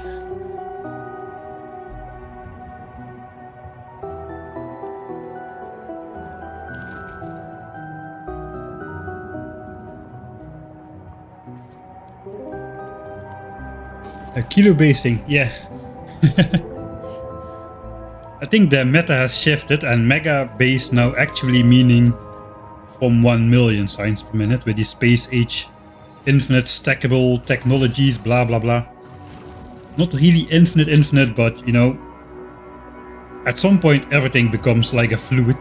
It is no longer pieces of ore which become iron. It is like one iron ore becoming like 27 rockets or something like that. Yeah, and quality as well. Coffee sounds like a great idea. It is. Let me just quickly go check how the water is. I'll be right back.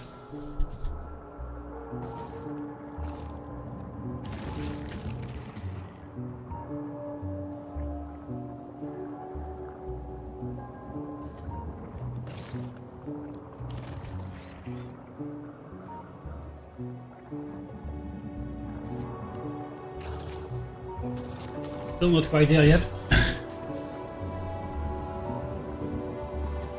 If you play for yourself, I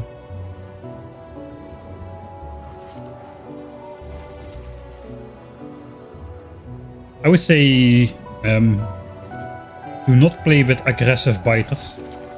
If you want to play with aggressive biters, then switch off biter expansion. Biter expansion is really the cause of most pain in this playthrough. It has literally dictated the first like 90 hours of the game was entirely because of biter expansion existing. We had to do first 90 hours of gameplay not making progress were dictated by the fact that biters expand. If biters do not expand, resources are not really such a problem. And you can just clear biter bases to keep them out of your pollution cloud at some point. That's my number one tip. If you want to play 100 or 1000 times science cost, switch off biter expansion. Makes it a lot less painless, a lot less painful, and you need to know a lot less obscure game mechanics to pull it off. You can no longer switch off pollution spread without disabling achievements. A recent update fixed all those exploits, like the dissipation rate and all that kind of stuff.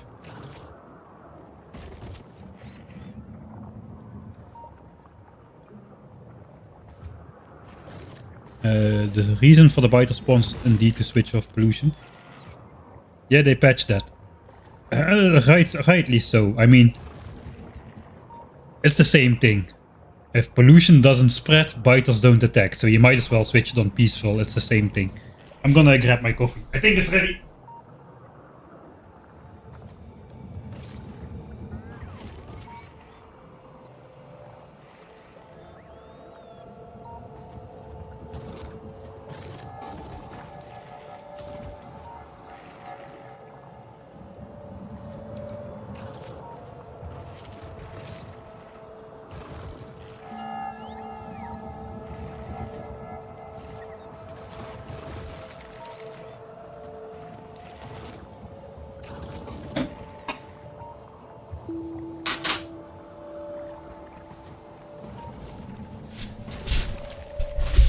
Alright. I'm armed and dangerous now.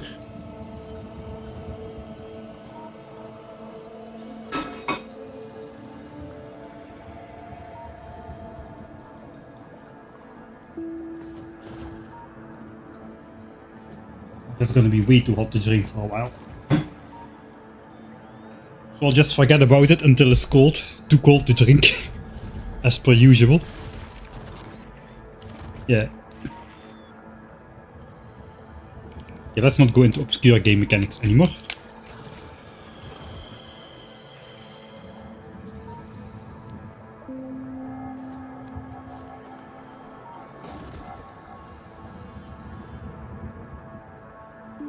Yeah, we have the achievement thing. I forgot to switch that thing on. We're going for hands clean. Destroy your first enemy structure using artillery, so we cannot destroy any biter bases or Gleben bases in any way, including indirect damage like nuclear reactor explosions and whatnot, until we've got artillery, and we will destroy our very first base over here with this artillery turret, which is now only a ghost, and it will be this base over here on, I suppose, Spitter Island, but I've called it Biter Island. Those have betrayed us in the early game, breaking our magic anti-expansion wall, at least in a simulation, not in the real playthrough. So we figured it out how it worked before it was a problem, so I should thank them really.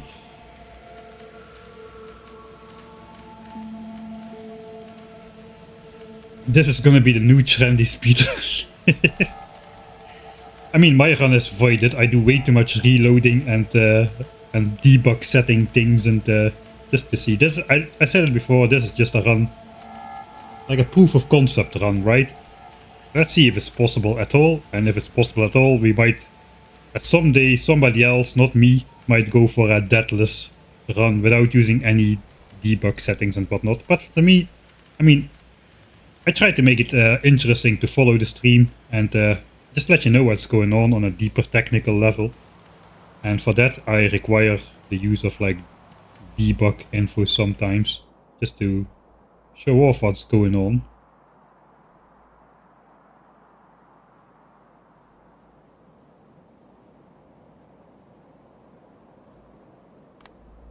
Right.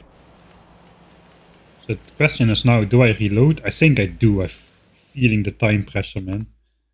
18 minutes. I was gone for 5 minutes, I said. It will be quick, he said. Just quickly stretch a little bit, he said. And then make some coffee, he said. He didn't say that, but he did that anyway. Alright. I said we were done with the hauling part. How is the beacon grind going? 13 rare beacons. Okay, we're making more beacons than I thought we were.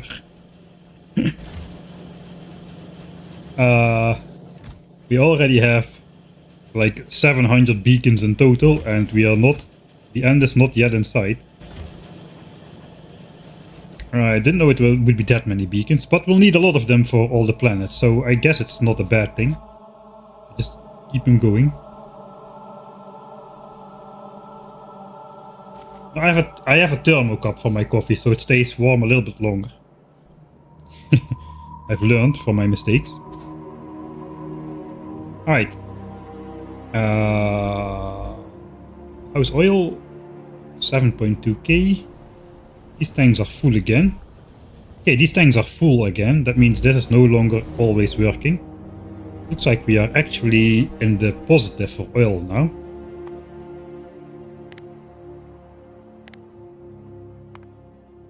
Alright, so we were consuming 33k oil a minute because we had infinite space in those tanks.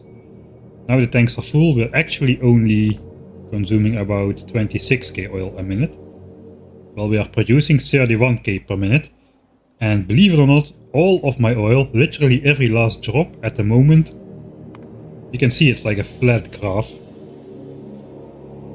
Every last drop of oil is produced from depleted oil sources. All of these sources are just completely depleted and pumping at their minimum infinite production state where possible with speed modules. Looks like that's enough for 1k SPM, red, green, blue signs. So that's nice. I've got a lot of sources though, like 6 or 7 different ones. This is the only source which is not depleted. It is still on 35-87%. That means it has not declined, it has not been producing, it is idle. It will only produce once oil falls below 6k per tank. It's at 7.2k, it's going up again. It was at 6.7 before I looked at that for a split second. So that's good. That means we don't need additional oil before we go away. I think it's time we start setting up, like, need to start preparing for automated stuff, like a normal Factorio player does. Like a normal person, I suppose. For the bingo players out there, that was valid. I don't try to say those things on purpose, but once I said them, I noticed, oh yeah, that is on the bingo chart. So then I'll notify you of that. 44k. Yeah, I think that is good. It's declining about 2k per hour. And I think we'll be back before 22 hours run out. And it would be great if this was depleted actually, because all the new chips are then gonna be made with the foundry bonus. So it looks scary. Keep blue signs going with this, but I actually think we're alright. Still 1k SPM. Right, so now the thing is, we're gonna need bots. You know what? I should start sending that stuff up into space. Because if we're gonna be working on automating blue chips, low density structures and rocket fuel to the rocket silos, we are not gonna have a lot of rockets available to... Yeah, we're not gonna have a lot of rocket silos available to launch up stuff. So let's start with the easy stuff. I suppose the easy stuff is just 10k.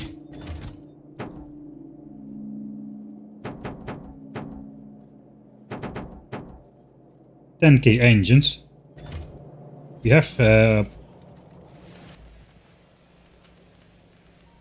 okay, the rocket capacity is 400. Okay, that's a lot. We need some more chests and perhaps inserters for that.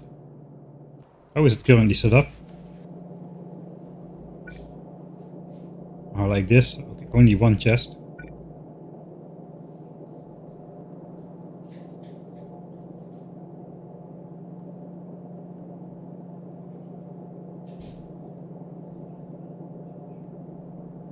Alright, 1 second.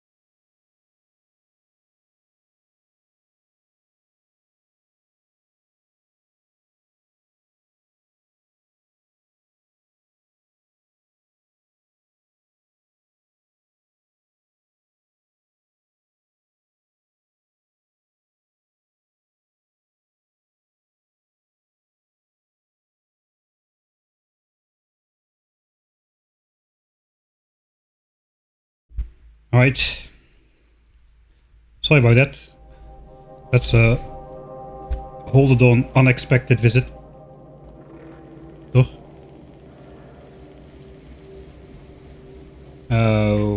Looks like we were about to throw some engines into rockets. Inserter speed was not good. 400 engines per rocket. It's like 2.5 minutes or so for the rocket to construct, I believe. So we will need to insert like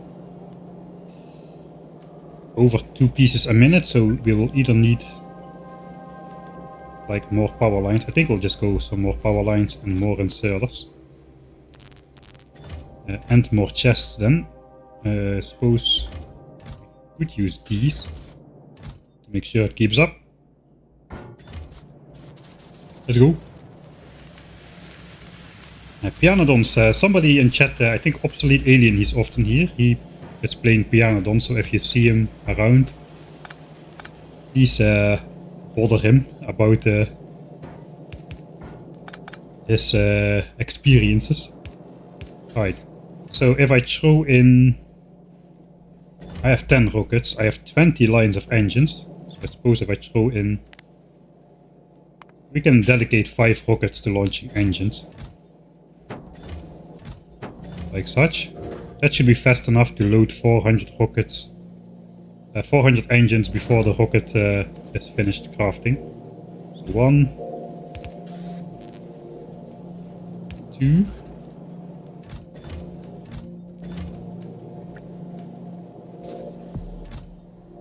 okay, that was not the intention.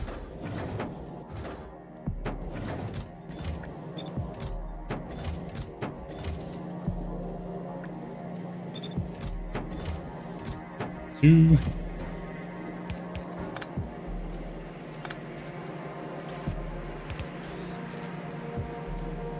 Three. Okay, that's only 1. Okay, now we need the other 5,000 engines. Man, the amount of stuff, the sheer amount of stuff you're handling in a playthrough like this are just way beyond what you would normally try to ferry around. It very much does not suit my playstyle, to be honest. I like to ferry stuff around by hand.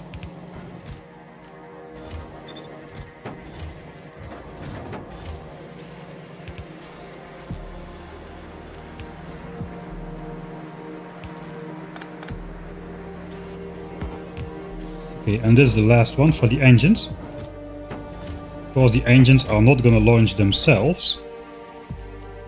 For that, we need to go up to our hauler and request the things. So I guess we'll make a new group, and everything that we want to automatically send into space has to be in here. So let's put 10,000 electric engines in there.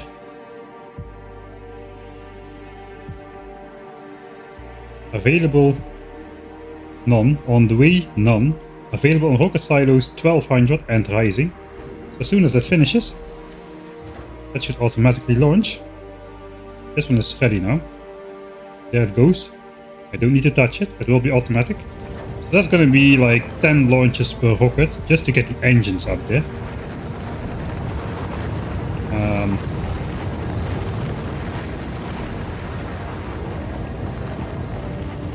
Then the question is, do I want to do this for other stuff as well? I don't know if I have obscure amounts of stuff in these chests further. Right, we need to send another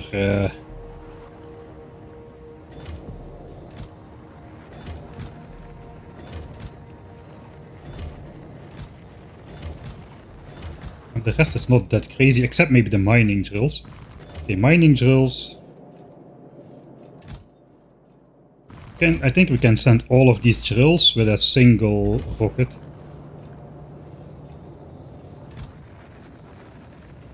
Or maybe 2.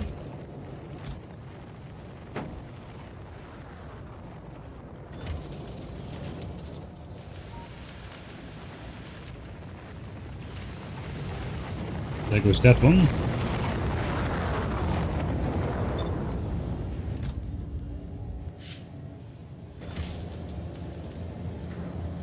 There's 400 rockets per launch, so that actually will not fit. It's going to be 1600.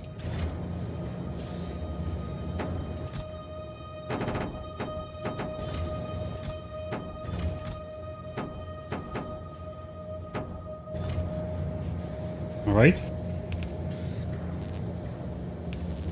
That means we need to request up another 1k. So it's 11k. I hope there's enough space on this ship.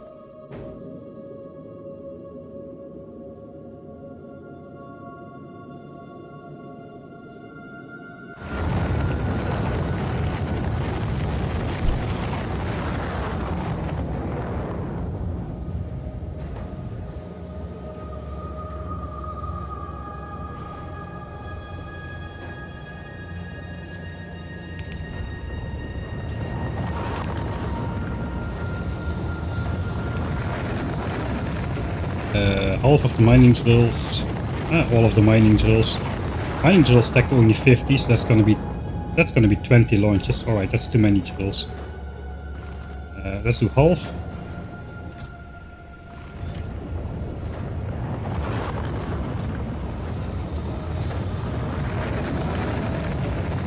And half from this rocket. Can just be a single inserter then. And then we're already at the last rocket silo.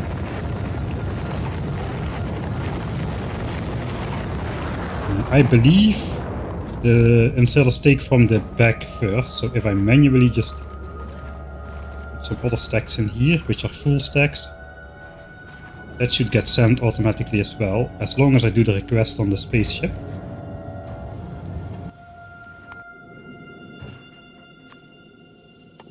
So, drills,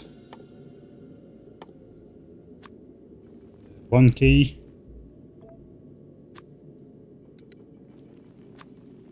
200 drills of this type and 50 drills of the other type. I guess I could have sent that up in space manually, but there it is. And what else did I put in there? Oh, there they go. That's about it, right? So that will take a while to launch, while I can do some other stuff. Is that all the big stuff? I suppose there's these chips, that is 1000 per rocket. I think we'll just manually insert those, that takes too long with inserters. Yeah, this is like 500 per rocket. I guess these are one stack tricks. Inserters and accumulators are one stack tricks. Modules are one stack tricks. Beacons 20 per rocket, so that can be in a chest as well. Yeah, that is probably going to be good enough for a while.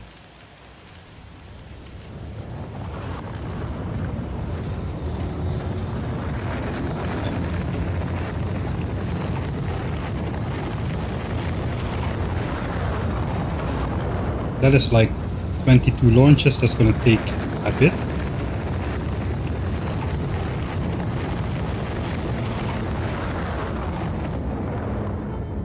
Okay, that should work. So we should request the solar panels, accumulators, beacons, modules, all that stuff.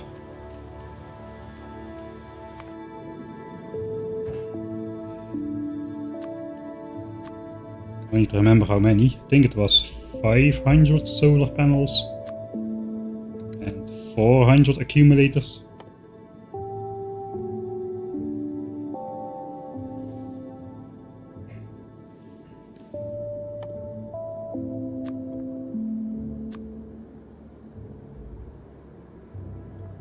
And beacons 40.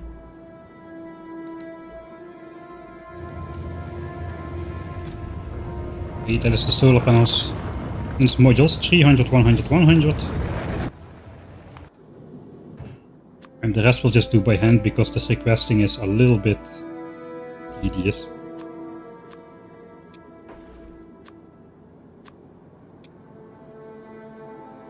Okay, 300. There was one more thing in there, the concrete, I think. Right.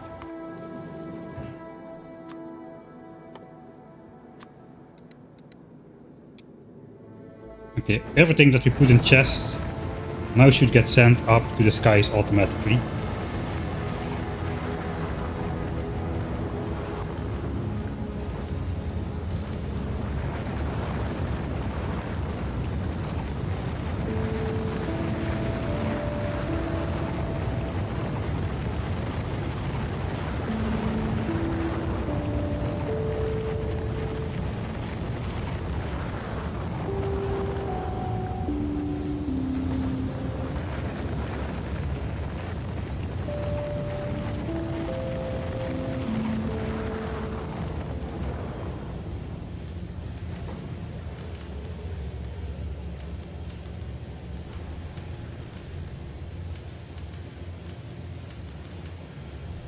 I didn't put quality in the module.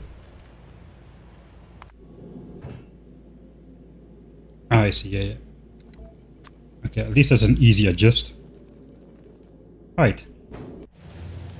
Some rocket launches. With stuff. Very professional.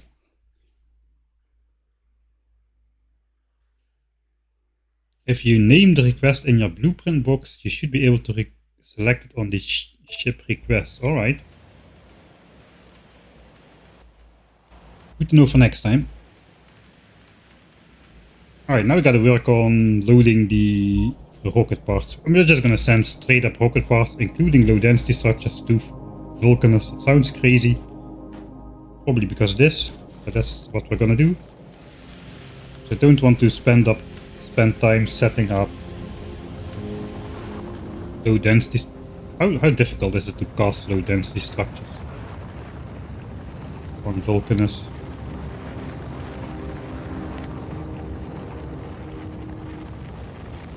Molten iron, molten copper.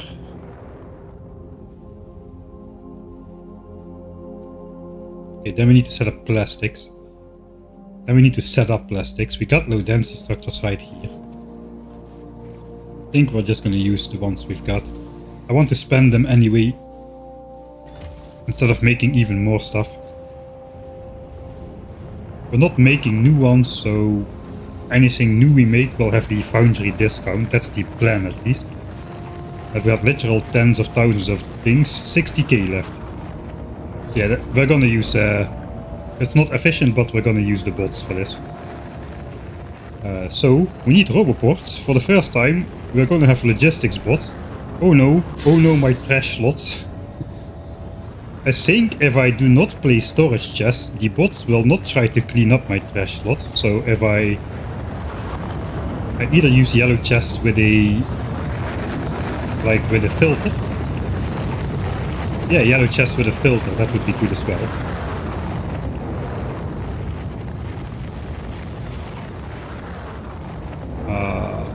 We're gonna need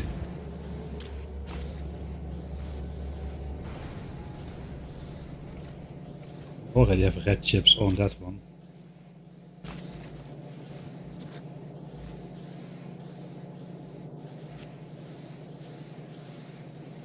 Red wire.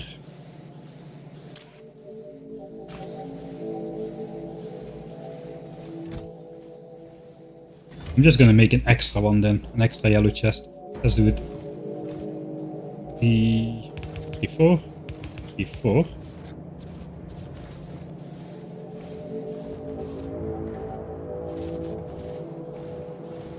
How many blue chips do we have? 63k as well. We're gonna need to make some more logistics chests, and we're gonna need to make some logistics bots. The first logistics bots of the playthrough, believe it or not. It's gonna happen.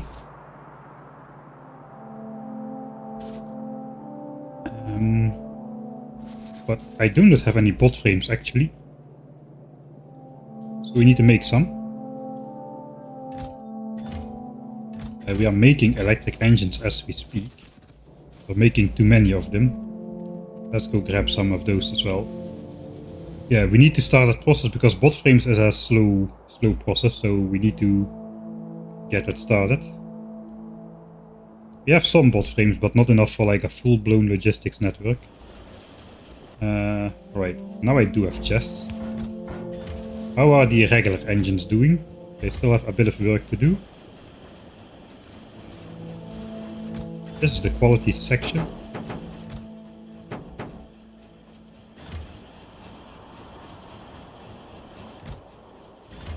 That should fit anyway. I should not stack those up like this. I do not want to touch the results there. Guess we're just gonna grab these.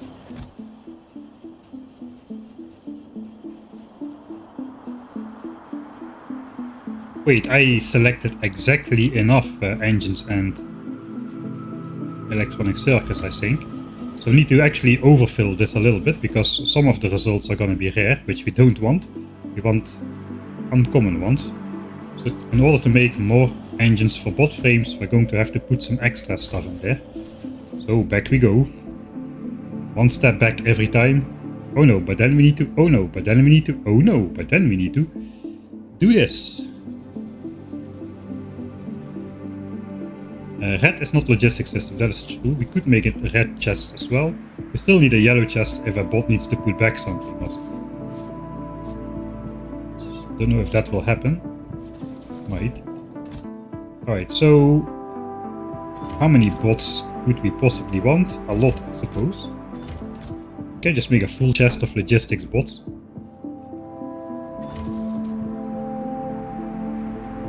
And that is just like half a chest of chips with that. That should make all the electric engines. We have a lot of tier 2 batteries and a lot of tier 2 steel, which is the other equipment you need to make the bot frames.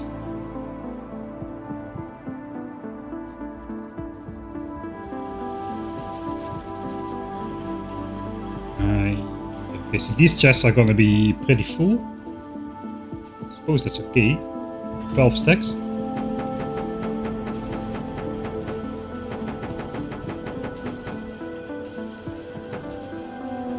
Okay, that guy is actually full.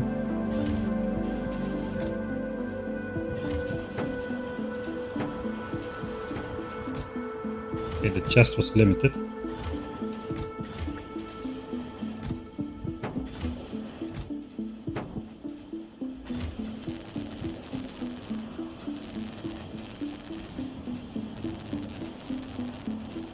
Alright, so that is gonna run probably until after Vulcanus is complete, but I think that we still should gather electric engines, at least the quantity we want of it. Before that finishes. So let's now go for 500 bots to start off. I suppose we could use common bots. Maybe I should use common bots for Nauvis, at least. Yeah, let's keep those engines. I'm not sure it's gonna be ready in time. We have so many regular electric engines. So let's just make 1,000 regular bots. It doesn't really matter. They only fly further, but they don't have a charging discount, except for the fact that they need to charge less often, so they spend less time flying to the roboport and back at work. That's the only difference, I think. So yeah, the health goes up, but that doesn't really matter. The energy capacity goes up, so it flies twice as far when it's uncommon. But it still needs to charge the extra energy back up. It just depletes 3 megajoules and then needs to charge up for 3 megajoules. So you don't really save a lot of power. Save for the inefficient part of the flight. So I am 1 electric engine short of 2k engines. Are you kidding me? Alright, I'm gonna pretend that it is 2k. It's 1999. Next project for this beacon, the quality area here. We made 920 beacons, alright. That is a lot of beacons. That's more beacons than fit in my inventory at the moment. It's like a chest full of beacons. It's empty, so now we're making bot frames. And I would not mind getting some quality bot frames to replenish my construction bots, which keep falling in combat for some reason. We have 8. So 1 goes in. Right. We're doing normal quality. I forgot about that. Can still try to get some better quality. Alright, so this is 1 bot frame short. Okay, 2000 means 2000 steel, 4000 battery. I don't have normal batteries, do I? I don't have normal batteries. Alright, never mind.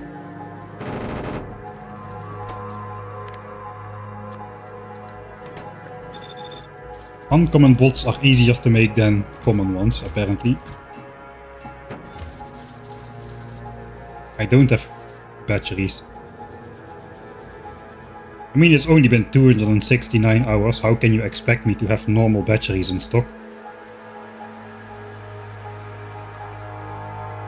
Yeah, we're doing 1 science per minute, that is correct. That's the correct way to think about this playthrough. We're doing 1 science per minute, and the resource patches are expressed in thousands instead of millions. Those are the 2 key takeaways, I would say. Alright, 500 of these bots it is. 400 perhaps? How many extra am I making? I made an extra full chest, that's 2400. Yeah, you know, I don't think we need that many bots to load the rocket with some... like... rocket parts, really. The blue chips, low densities, rocket fuel. I think, no, we're gonna be fine. We're gonna be fine with 50 bots, I think. To be honest, so let's just do 1. We collect the stuff on the way, I was gonna say, but we're already there. This armor is just too good. Again, 400 steel, 800 batteries, 1200 green chips. Suppose it'll take 1600 green chips. Ease of insertion. And batteries we have an infinite supply. These are actually automated, believe it or not, but we are just replenishing them whenever we take them.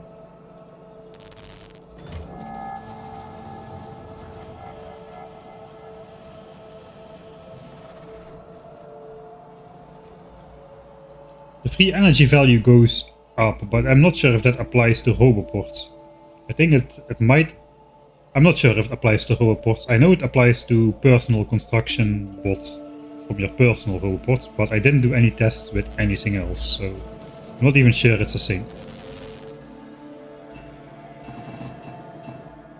Alright. Bot frames for logistics bots. It's happening. We're doing logistics bots. Do I do red? I think I do red chests instead.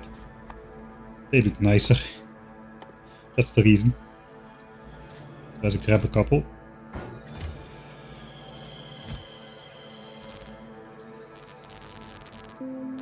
You know I'm handcrafting those. Alright, and roboports, I think I have 10. Those were really for personal purposes, but maybe they won't be now. I haven't been using them a lot. I thought I would be using them to build more stuff, but the quality armors, they are just they're just too good, man. I haven't run into any problems with building or deconstructing, mostly due to that free energy exploit. If it's an exploit, I'm not going to report that. How many resources have we spent on quality items?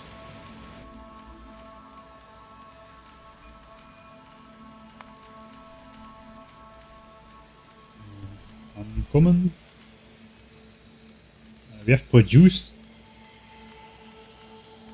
Suppose we have consumed like 600k uncommon, 200 uncommon copper, 200k uncommon chips. We have consumed.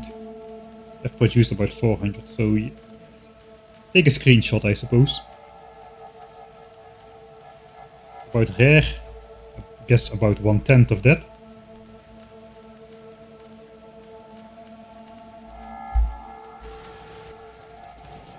Right. So it's gonna be red chests. I'm gonna be keeping. That way the bots will not try to bring back anything to those chests either, which is probably better for me. We can just put this in here with a filter, and that way logistics bots probably will not try to grab any stuff from me. Oh, these are already done. That was fast. So these are still working.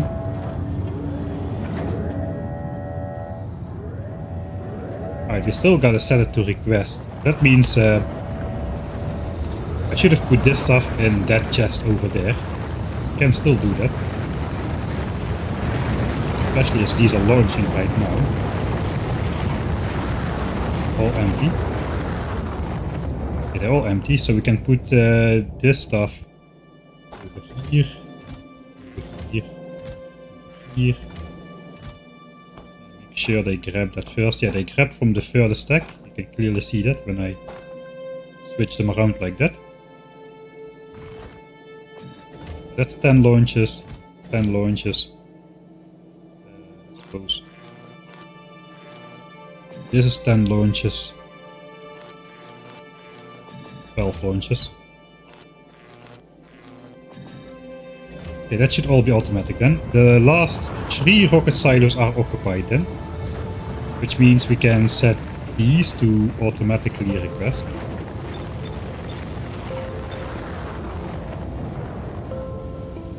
Let's do 6 of them.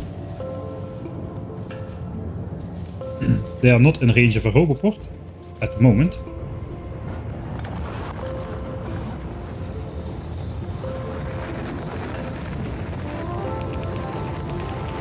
Blue chips. Ah no wait, only the front ones need to be logistic chest. I don't know why I did that. And rocket fuel. Also set a storage chest for blue chips closer by the rocket silos than these are. Rockets are a bit loud. Sorry about that. The rocket fuel, I suppose we can do a double chest here as well. And if I'm not going to be carrying around low density structures, blue chips or rocket fuels, bots should not try to take stuff from my trash slots because they have nowhere to put it. That is my theory. Let's hope that that is the way it works. This is barely in reach of the rocket fuel.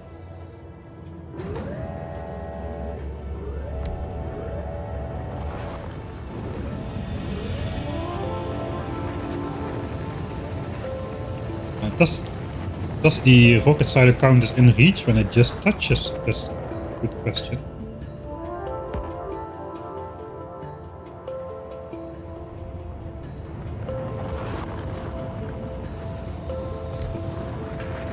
Okay, it does not count as in reach if it only barely touches. I think the center tile has to touch or something. Okay, now it's in reach. Now it's not. Alright, so we need to be in exactly on this chunk border.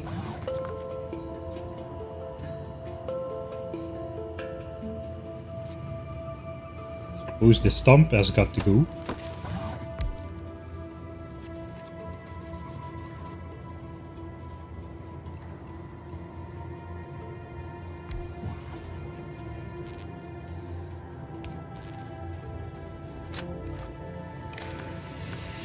Alright.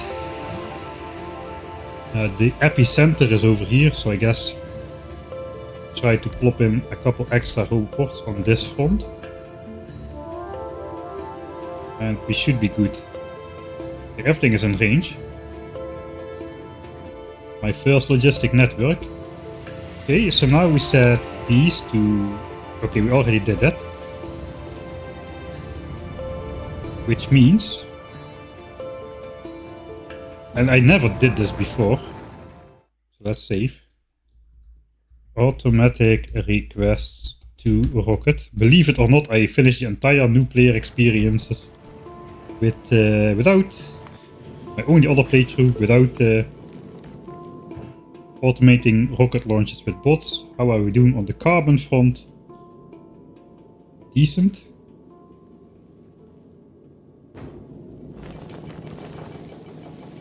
$9.7k. Do I have space for another 10k carbon? I think so. Yeah, I think we can keep collecting carbon. Alright, so technically, if I flick on this group, we should be starting to request blue chips, rocket fuel, available, it counts available. Is it requesting? It is requesting. It is requesting. Oh no, these start oh god. Can I let them request specific stuff or can I not? Can I not mix inserter based stuff with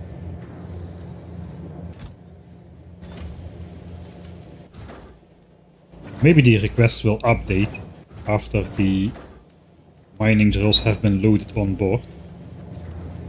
So now it's requesting mining drills for some reason.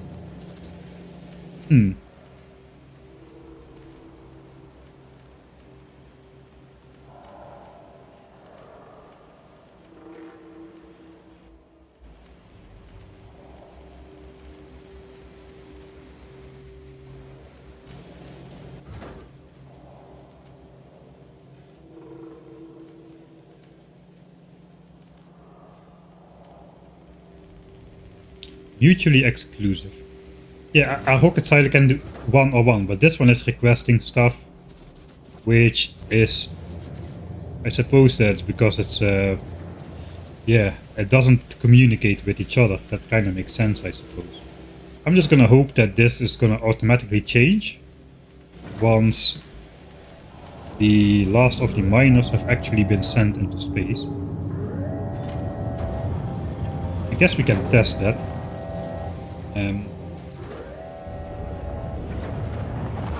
Switch that off. For this one's, I think there's only 2 stacks of miners left to send. Yeah, that's the last 2. Then we've got them on board. So after these arrive, okay, they have already changed. Alright, so eventually it will work out. It might take a while though.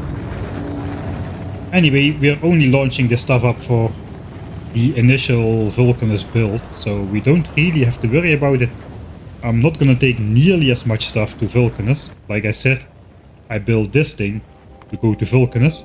It doesn't have a single cargo bay. And it is half ammo. We basically just decided to skip the ammo phase for Vulcanus and just go mass laser block. If you build it big and stupid enough, it works. Just lasers. Alright. Then we just need to make some bots, I suppose. 300 chips per launch. We need to put some other numbers in there. So now we're doing 1k. I guess we can do 3k. How many slots is that even? D-stack to 100, so that is, this is not a lot. If we go 3k, that is 30 slots. This is 60 slots. This is 150 slots if we go 3k. That's 240 slots in total. We will have, yeah, we still have 1200 slots available at this moment. We've got the 10k electric engines on board already. Yeah, we have plenty of space. We have plenty of space, that's fine. Alright. Let's see if we can make some logistics bots. Request go in order of the crafting window. Oh, really? So it doesn't go in order of this then. You cannot manipulate the order, so to say. Because I can do this, right? Are you sure it's the crafting window order, or maybe you can manipulate it over here? If you're sure about it, let me know. I'm not gonna experiment with that right now. Because it's not really a problem at the moment. Right, 9 more bot frames. Let's keep those here. Let's go with 200 logistics bots to start. They can only carry one item and they're gonna be pretty slow. Okay, that is not the correct chest. That is the one to send to space. Don't mess with it. We're gonna be... I suppose we should try for quality bots out of here as well. No, I'm not gonna bother, I think. We are just making him straight up. I want them to stack.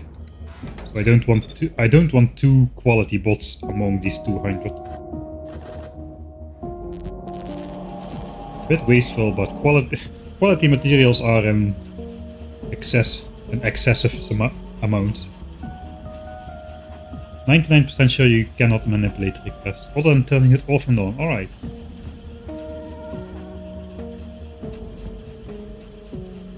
Ah, yeah, there is something with that requesting times 3. I saw people do that. But like I said, this is my very first time. I'm not gonna try anything advanced. I just need to get that giant laser slab ship loaded with some stuff. It's not gonna be too difficult, and there's not gonna be a mix after we're done launching up the stuff which we prepared manually. The rest is gonna be done automatically. Right, this is the moment. I think. Technically this is enough for, I guess, 37,500. We're also gonna need to launch up some...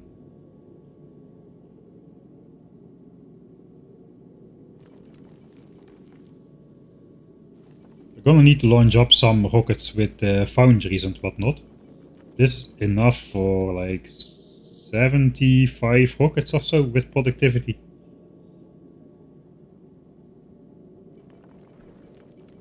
We have plenty of space and we have plenty of supplies, so let's just go bananas. Go bananas. 6k of each, and hopefully that will fit. I'm not gonna check. Alright, it is logistic bot time. Hallelujah. 269, nice, hours and 53 minutes. And it is time for the first logistic bot. Believe it or not.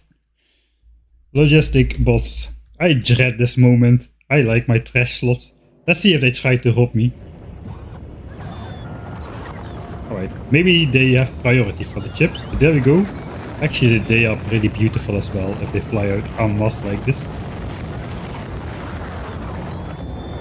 Oh, they distribute equally among all the requests apparently. Right, these are switched off, so it's only 4. Let's flick it on. We can try that then. We can try the order manipulation.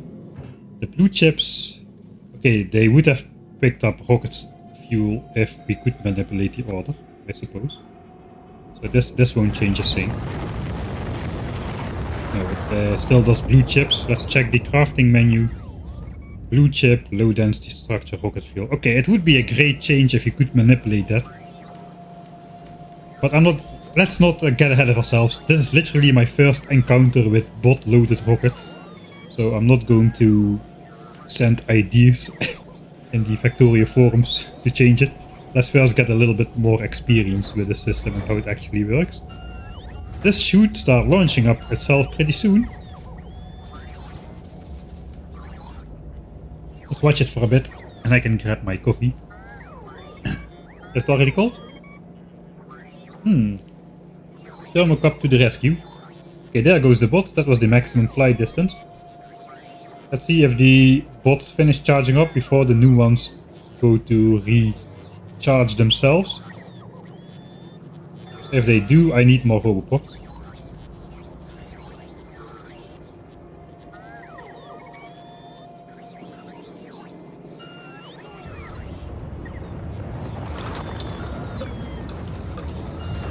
I could make quality robots. That would help in how many bots I can have on the network, but the quality bots themselves don't actually do that much.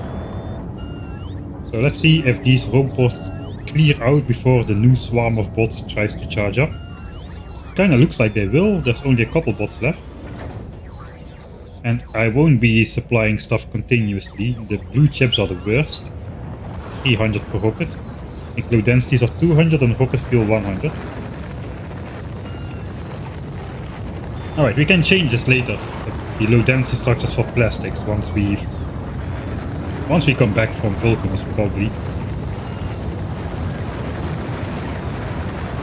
But right now plastics I need to produce and low density structures are free because I already was stupid enough to gather 60,000 of them in a chest before I even knew that foundries were so stupidly OP. Okay, the second bot charging wave is coming in now.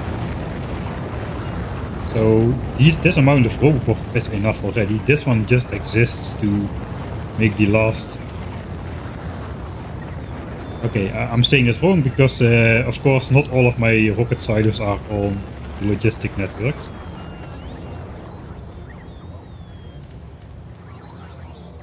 Alright, now we're gonna have a swarm of bots flying around for the rest of the playthrough.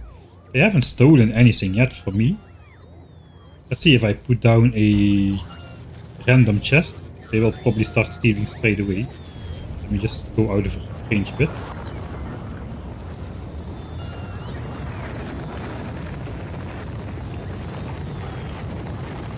I guess they first need to finish their task. As soon as I see him coming for me, I'm out of here.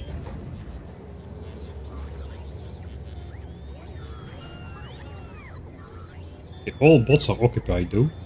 But of course these silos are at the moment working. So they only request once the rocket is ready. The only request will come once the rocket is ready.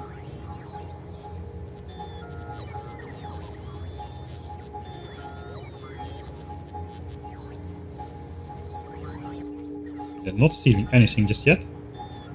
I think loading the rockets has priority over emptying my trash slots then. Or they have some of that bot task queuing going on, which was added in Factorio 2.0. I want to read chat. There they come, there they come. No you don't. Alright, yeah. Okay, so it works. They do not try to steal my stuff if they don't have nowhere to put it. Alright, good to know. Good. I can safely walk through here then, as long as I don't put an actual storage chest in here. We're gonna be good. Alright, so that's gonna work. Technically, the spaceship should get automatically loaded with a whopping 6,000 each of each part.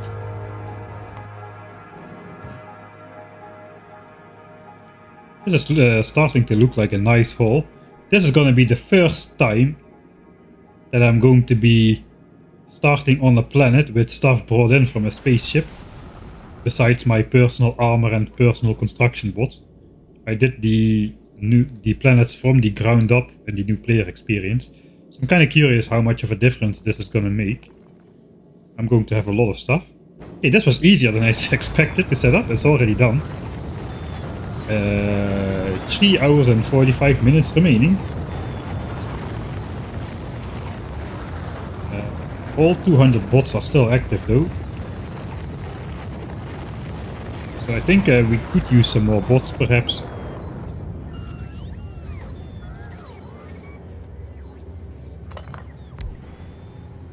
Let's place 2 more.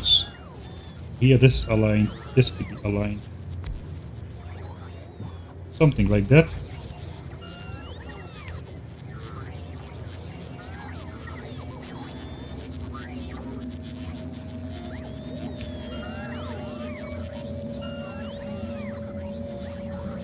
Alright, so we're gonna make some more bots then. How is this going? Okay, these rockets are being made still. 3 more launches left to go. 3 more launches left to go. Belts of supplies are full. So the rockets are being made constantly. Alright, now I can look. Mike obsesses power pole? No, that was not obsessing. I did not even do anything like this.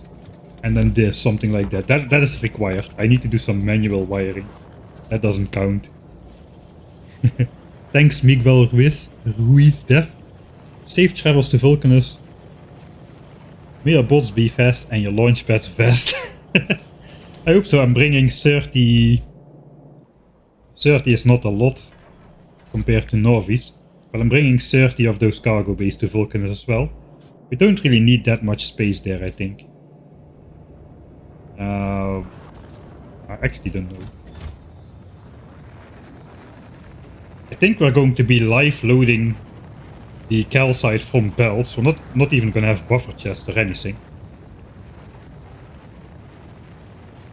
And for the rest, we're only bringing down stuff. We're only going to export. Yeah, we're only going to export calcite, and we're going to only import stuff for rocket launches. And I should be able to exactly ratio that, thanks to my weird Mark II uncommon productivity modules, which I'm taking 5 pieces of.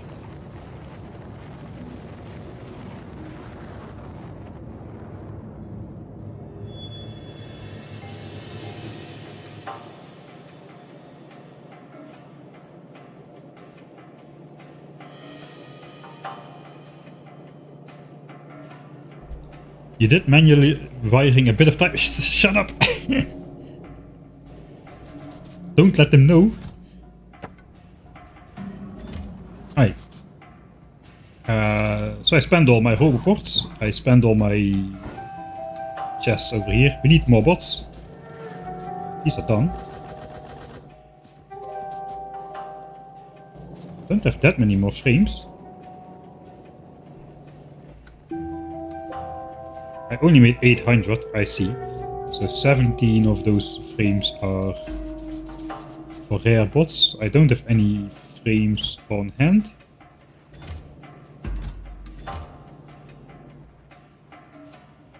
Don't really want to go too crazy overboard with this.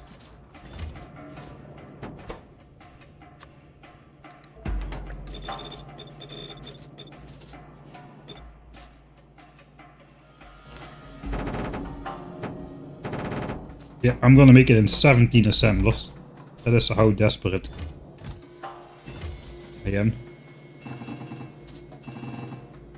It's just a very long crafting recipe. And then batteries and chips. Should just bring some batteries over here as well. So now I'm just running around like a maniac.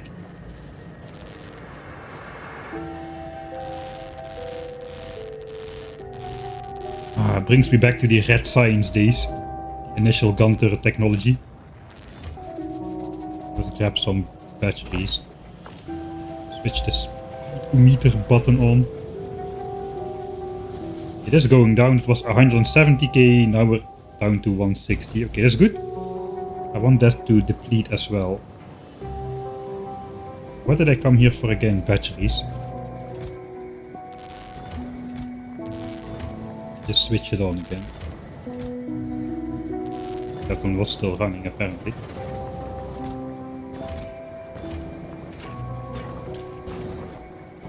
I stole from that one already.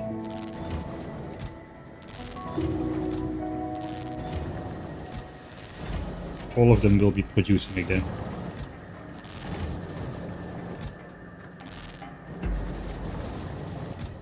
How many do I have? 1,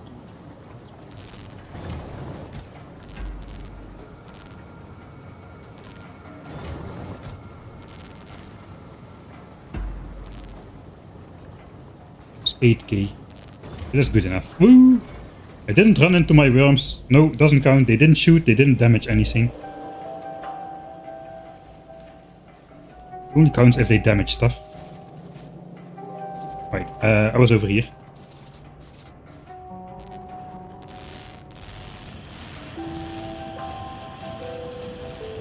This recipe takes forever. That's why I'm doing it in 17 assemblers. Right, batteries. Mark II batteries anywhere. I guess the engines can go back a little.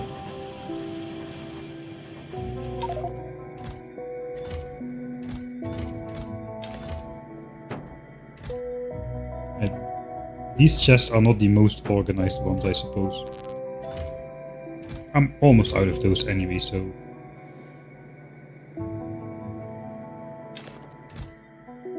This is for the artillery shells. Let's put them here. Alright.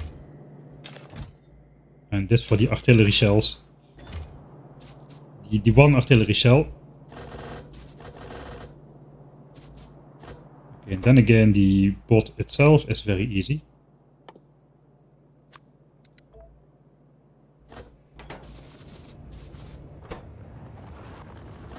Alright, we have 50 of those again. We're just gonna double the bots and hope that that is good. Are we already good, actually? No, there are still 0 available bots. It looks like the bots are not fast enough. There's 0 bots available at all times, it seems. So yeah, we do need more.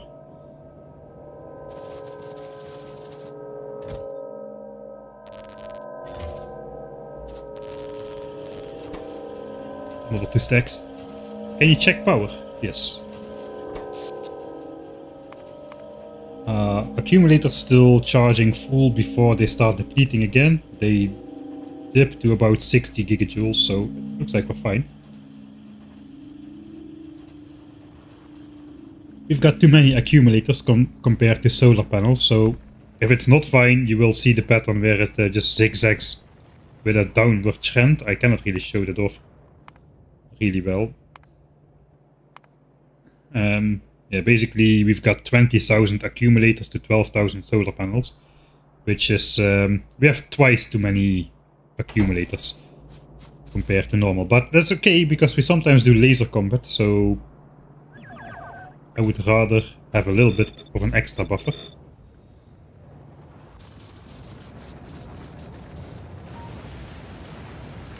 And as long as we're not at the absolute limit of our solar panels capacity for the base, we can catch those extra spikes and recharge the accumulators over the course of a couple of days. Okay, of course, I'm right back here, and now we've suddenly got 170 available logistics spots. Turns out we didn't need them. Or what?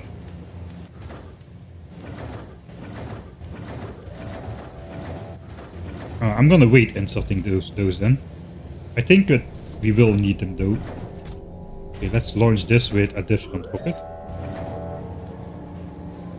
We're not requesting those. I set the wrong... Pretty sure I set the wrong quality on that. Oh, I didn't put them in there at all. Right, let's put them in there then. Okay, there they go. That's the last of the chest fed stuff. So for now,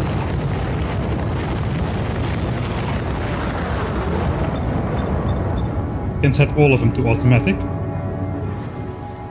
and the bots should start flying out again. Okay, now we will insert the additional bots. 400 bots, all 400 busy. I guess they're gonna be busy in waves.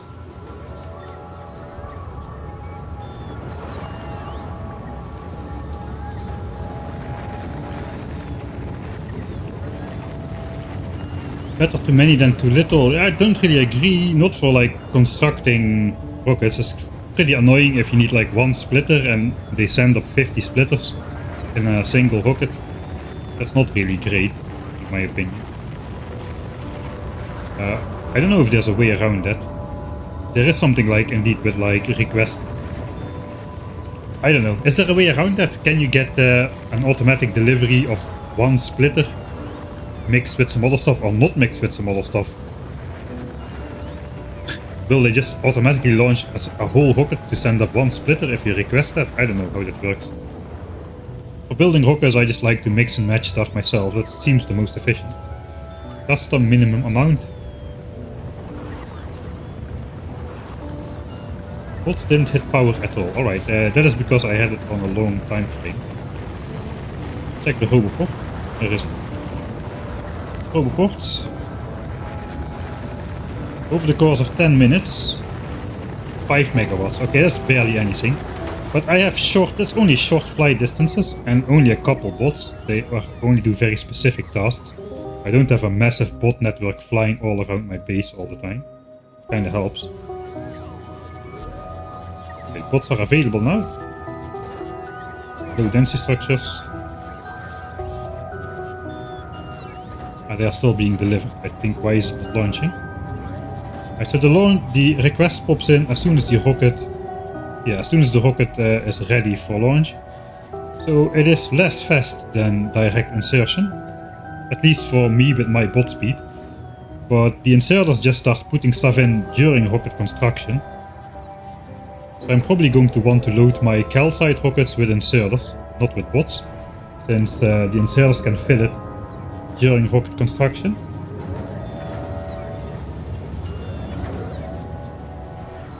Yeah, bots were not on my shopping list to take to, at least logistics bots, they're not on my shopping list for Vulcanus. 3.5 hours remaining, man! Not far now. I've been spending so much time on Nauvis, man, so much time. 270 hours we've been here. In-game time. You could say I use speed up bots sometimes, but I bet you I'm spending way more time like reloading and sidetracking and going in editor mode and all that kind of stuff. I think we've got a net speed down mod, not speed up. While this is ongoing, what do we still need to do? Let's check. We have some lists and whatnot. Calcite hauler is up and running. It has been adjusted to run without damage.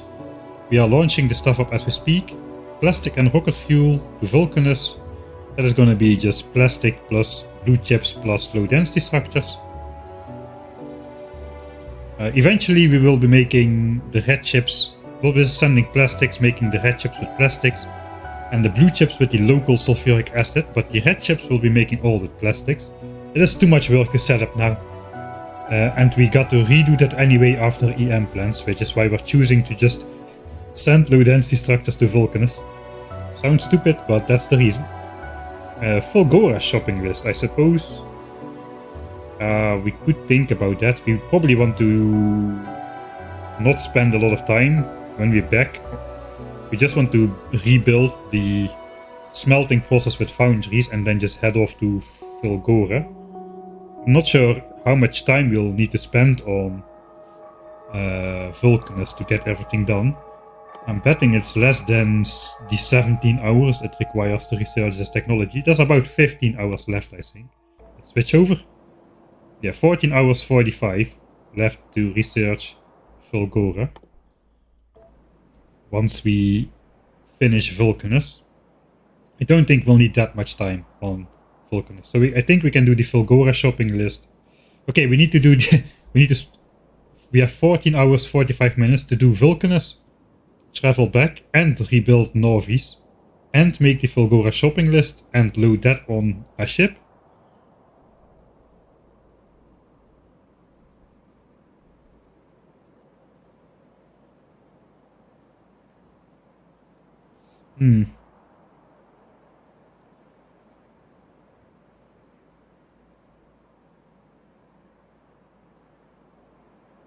Prepare for rare big mining drill production. Okay, if we have time we'll do the Fulgora shopping list, but it's like the last of the priorities, I think. We have prepared for rare big mining drill production, that is in all the electric engines which have been producing. We still need to send them up, but they are being produced as we speak. Rare Prot 2 modules for melting ore. Okay, this is a note for myself. I want rare Mark II productivity modules to melt all the ore. Suppose we technically could make those. I know what I need. If my calculations are correct, I will be using 5 belts of iron ore from space, not iron plates. We're gonna switch that over. So we're gonna, once we're back, we're gonna alter the space platforms. Just get rid of the furnaces basically and send the ore directly into the hub and send that down. We're gonna get back a lot of those good quality furnaces and a lot of those platforms as well, since we no longer will be needing those. Just need to smelt a little bit of iron for space science, but that's it. Especially this thing can get rid of all of its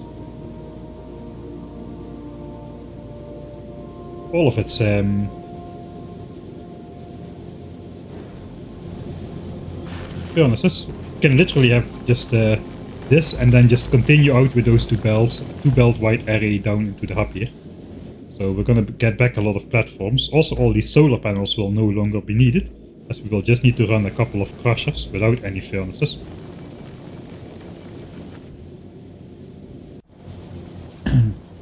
So 5 belts of iron and 2 belts of copper is my plan.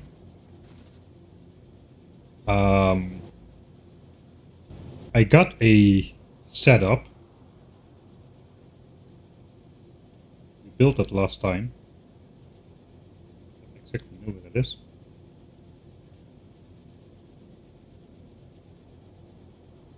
Okay, we built a smelter kind of thing. Okay, I see a flaw in my design. Alright, we built this. This was the ore smelter. This thing can smelt an entire belt of ore. With the help of all these beacons, it can smelt an entire belt of ore in just a single foundry. So it converts a full belt of ore into molten ore, I suppose it's called, molten copper. So if I need 5 belts of iron and 2 belts of copper, I basically need 7 of these things. I have the trees in the way here. I don't really want to deconstruct those yet. 7 of those.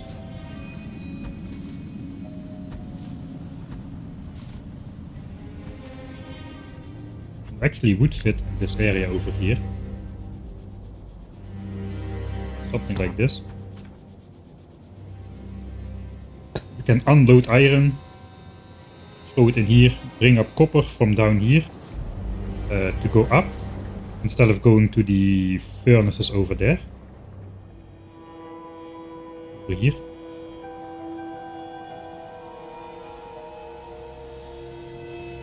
So that means I will need 28 additional productivity modules.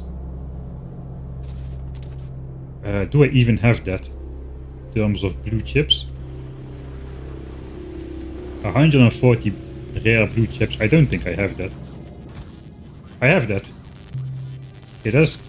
I exactly have that. That is all of the blue chips. It seems likely that those will get wasted on modules anyway. What else can I do with them? Yeah, Mark II modules. Cargo base. I don't think I will be building more spaceships. We've got the Vulcanus spaceship up already as well.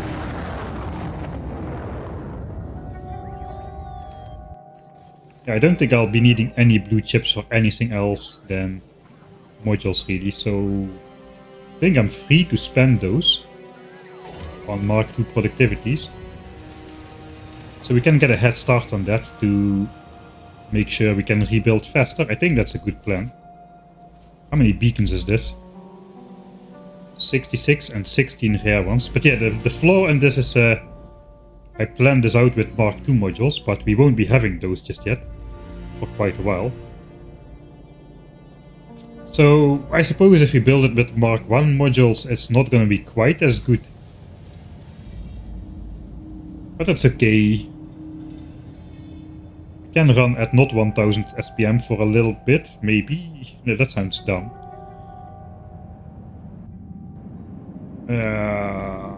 Should I try that out? Can I even?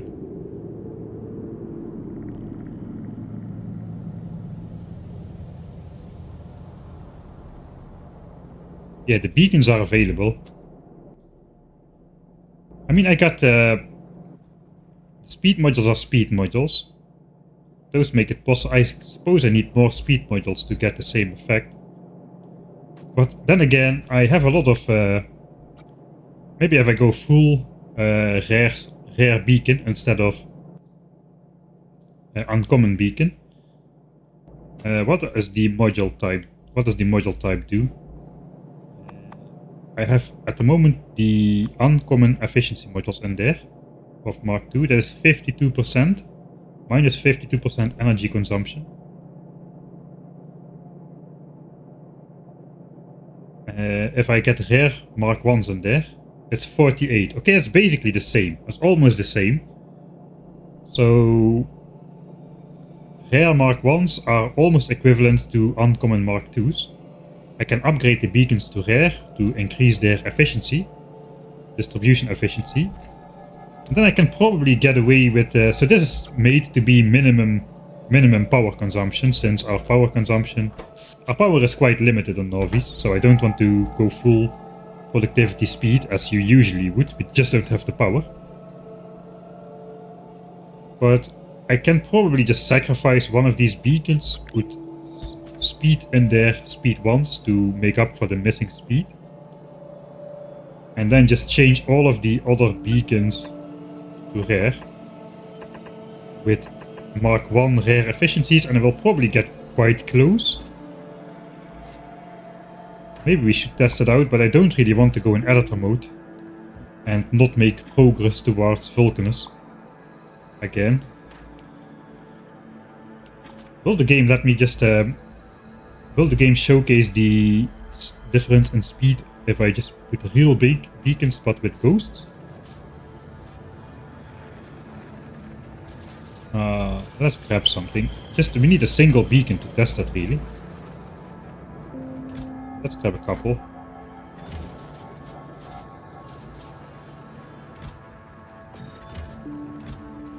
Let's grab whatever.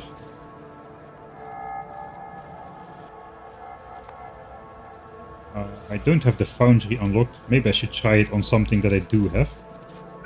So let's say iron sticks.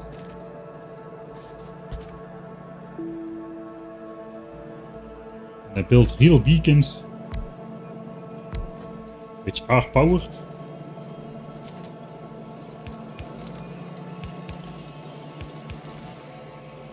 Alright. And I put speed in there. No, crafting speed 0.75. It does not change unless I actually build the machine, I suppose.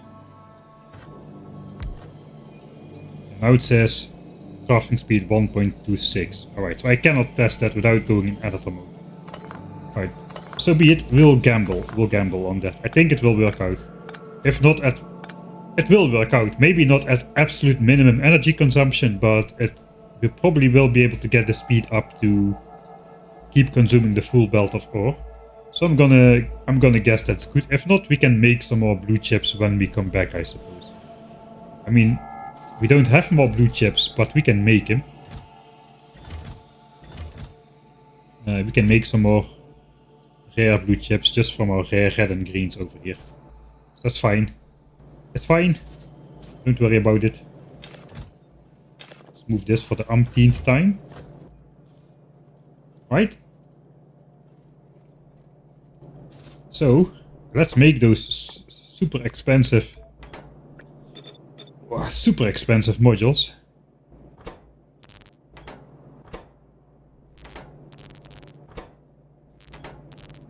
This is gonna hurt again. I don't think I even have the tier 1s to throw in there. I don't. How many of those do I need for 140 of these? 140 divided by 5 times 4. 112.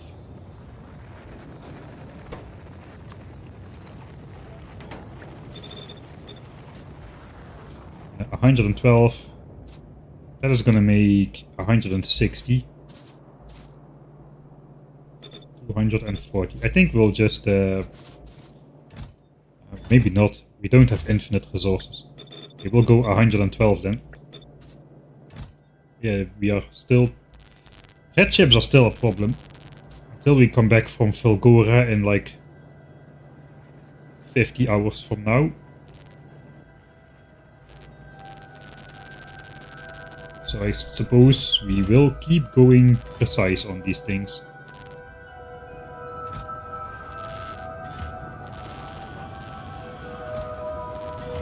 That should make the modules for that.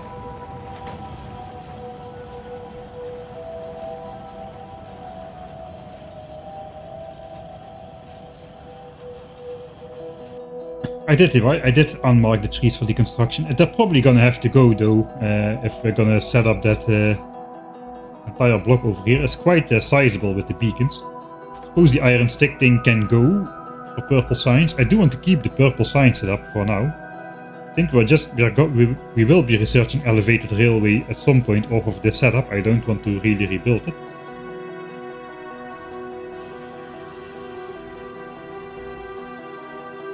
I don't want to stash up the red chips just yet until we're back with the foundry stuff. How is it going with our ores anyway? This is like producing everything it's got. This one not quite though. Okay, we have input priority on the far one. 4.2, 3.6. I hope it's gonna be enough to keep that going.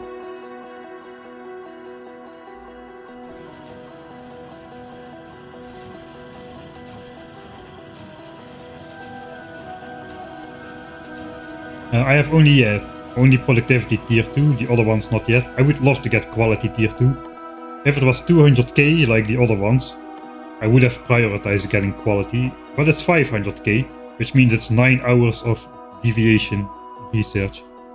We'll get that module probably somewhere around here, after Fulgora.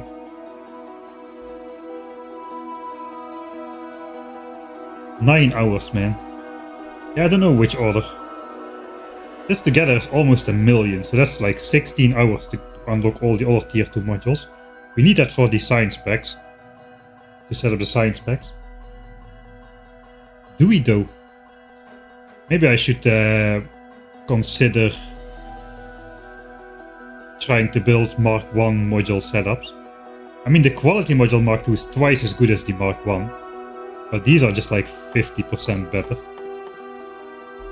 We did design the science setups already with tier 2 modules in mind, and the rare beacons are also pretty expensive, so it would make sense to fill them with more expensive modules. I think we're just gonna have to eat that cost, probably before elevated rails even.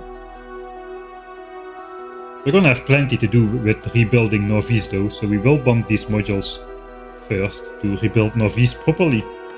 Then quality, so we can make better quality setups on Fulgora, and then elevated rails, do signs on Fulgora. I think that's going to be the order.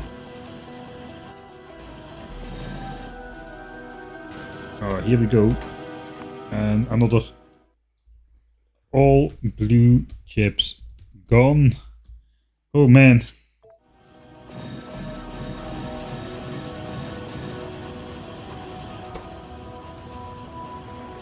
Before EM plans, this could have been double. Could have been 2.25 times initial resources. But man, 9% productivity, that's not something to pass up on.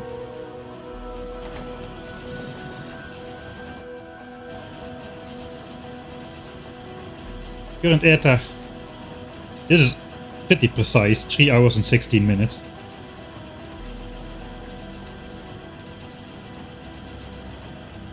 We are at a very extremely steady 1k SPM, precisely 1k SPM. This is the last hour, this is the last 10 hours, precisely 1k SPM. 600,000, okay, we have 172.5 signs per 10 hours overflow on 1k SPM. It's pretty precise. These fluctuations happen when we switch from 30 second per science spec technology to like 60 second per science spec technologies. Those kind of cause the spikes and dips, as it causes a different amount of labs to be active. But overall, even on this graph, it's still 3,017,000. So that's pretty precise. Yeah, I'm proud of that, you can tell. That's in-game time. As when I press the text screen, actually my game pauses. I could switch that off. There's a setting to switch that off. Like a hidden setting.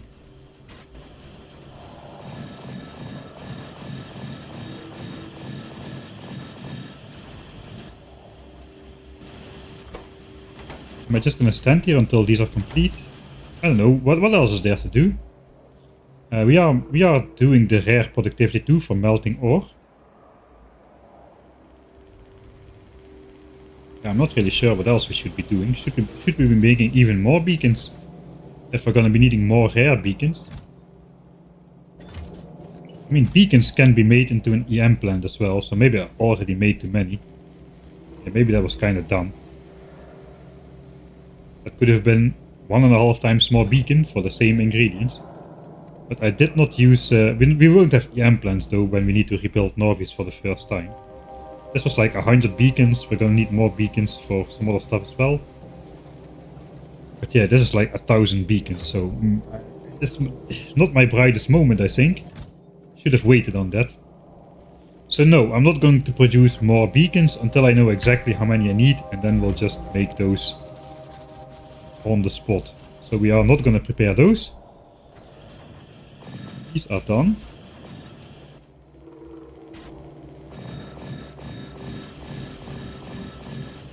Alright. So we don't have anything else to do from this list. Let's see if we have more lists around here. You never know where I put all those lists.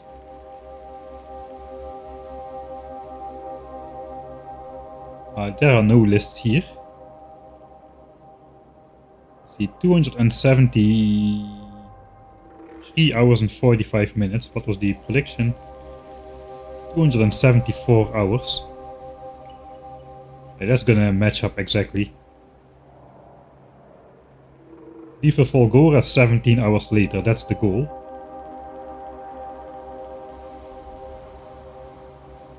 Then come back to Nauvis as soon as possible after that, I suppose. There's gonna be fun times. It's gonna be fun times. Exploring the other planets, properly rebuilding them, properly building a base there. Not like half-assing my way like the new player experience.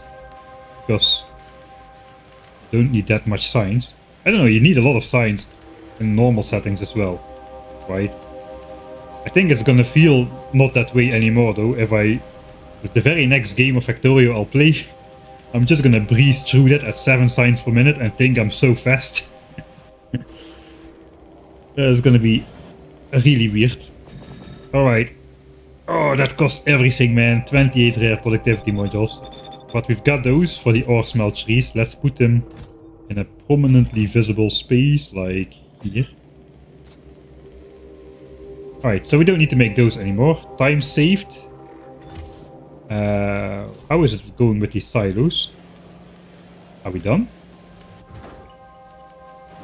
Are we done? That was fast. 6k, we got 6k of everything on board. 6k blue chips, 6k low densities, and 6k rocket fuel, and we still got a lot of space left over. We are using 1,000 of the 1,600 storage slots. How much carbon do we have? 12k. So we can load 8k carbon more. I cannot do math. Divided by 50. 160 slots. So technically we have another 400 slots left over. It's kinda tempting to send even more rocket parts to Vulcanus. I don't think we need to do that. I've got it set up specifically so that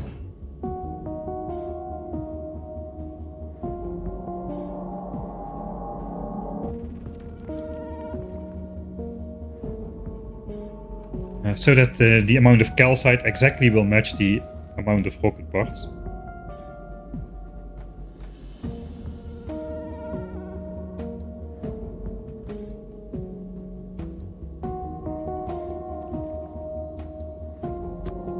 Let's back to 3k then. For the actual flight.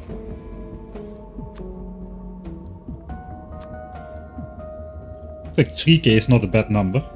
Do I want to wait until I have 40,000 calcite though? I don't really think so. This blue chips is a problem since they launch per 300.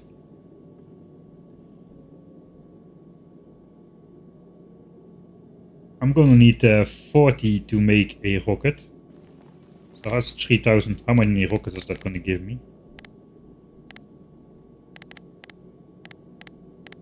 75 rockets times 500 calcite. That's where we get the 37,500 from. Alright.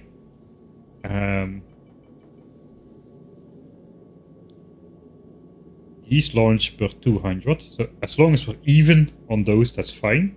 These launch per 20, so any amount is fine really. So these launch per 100, so any amount is fine. What is the minimum we can make this without loading extra chips on board? I think we can go like 1200. So if we go 1200, we need 15,000 calcite. That is probably pretty good. Alright, so let's change this. 15,000 calcite. That requires 1200 blue chips, 1200 low density structures, and 1200 rocket fuel per trip. That is gonna exactly match up. Why? That is where those weird, uncommon productivity modules come in. Let's go demonstrate that, because we have to wait for another 3 hours. We still have stuff to do, but I think we can make it now. Alright, so why do I have that?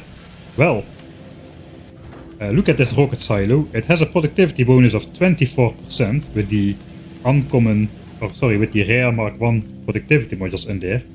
But if I add a single uncommon productivity module in there, Mark 2, that has 7% productivity. Now I've got myself a rocket silo with exactly 25% productivity bonus, which means, let's change this back for now. Which means I need exactly 40 rocket parts. With 25 productivity bonus becomes 50 rocket parts, which becomes a full rocket. So these are exact amounts. It takes 1200 blue chips, low densities, and rocket fuel to launch up 15,000 calcite. So if I keep these ratios and keep my rocket silos at 25% productivity bonus, this will stay exactly in balance. Nothing will ever gridlock. I don't know if it can gridlock, but that is the reason I did that.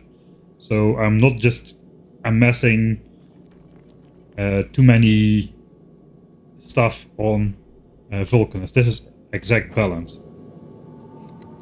Bit obscure perhaps.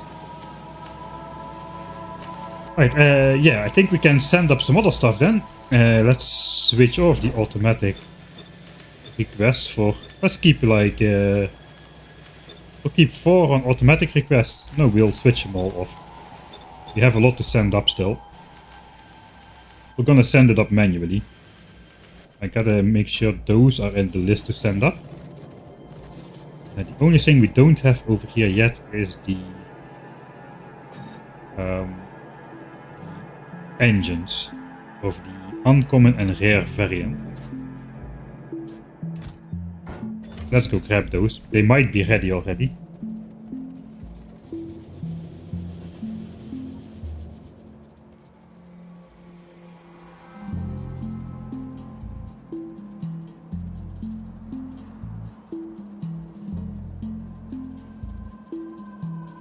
Do you have enough resources and patches to continue 1k SPM? I think so, yes. We did that like 1 or 2 streams ago, where we went over all the resources. I'm most worried about red chips, copper for red chips. But so be it. If we drop below 1k SPM, I think I'm fine with that, because that just means we're spending less copper at full price.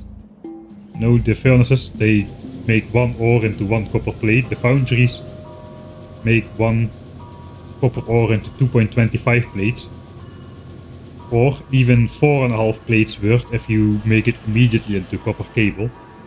So I think I'm fine with that. The rest should be good. We went over all the patches and build out appropriately. We might actually be spending more.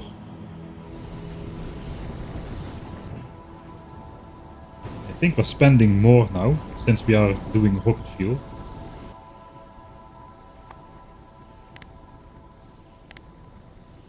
Yeah, oil is again back to max.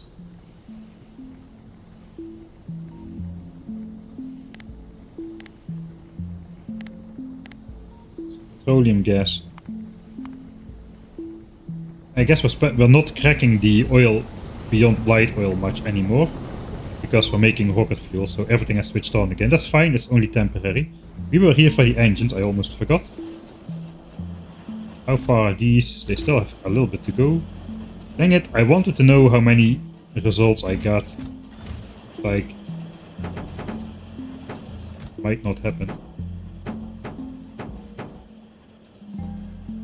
327 and 24.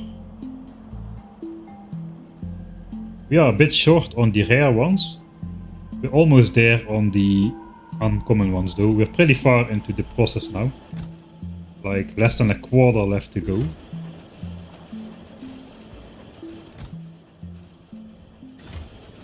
How are these? Yeah, we can just grab it from this. I'm not keeping track of these. These are done.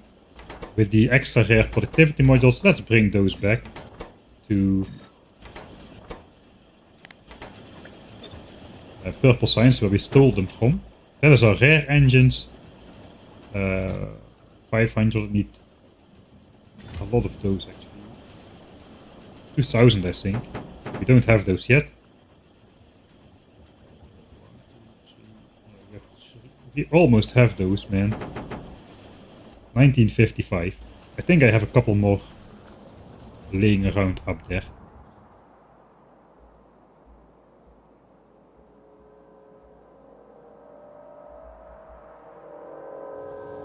Spaceship requested the wrong number and the rocket didn't take off. Just a question for chat. Does he reply to chat? Sometimes. I do a bad time of keeping up with chat. It's getting harder. The more people view and chat, the harder it gets to keep up. I don't have somebody like Nephrim sitting next to me to alert me of the important stuff. Yeah, the pollution cloud really pays. I really like the system. Nothing has gone wrong so far. We might need to... No, wait. We calculated those will last a very long time.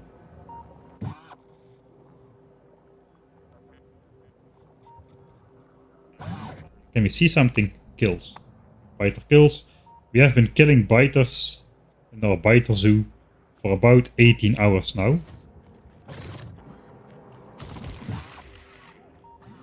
We have spent 2 stacks of repair packs in 18 hours. Let's be a bit safer.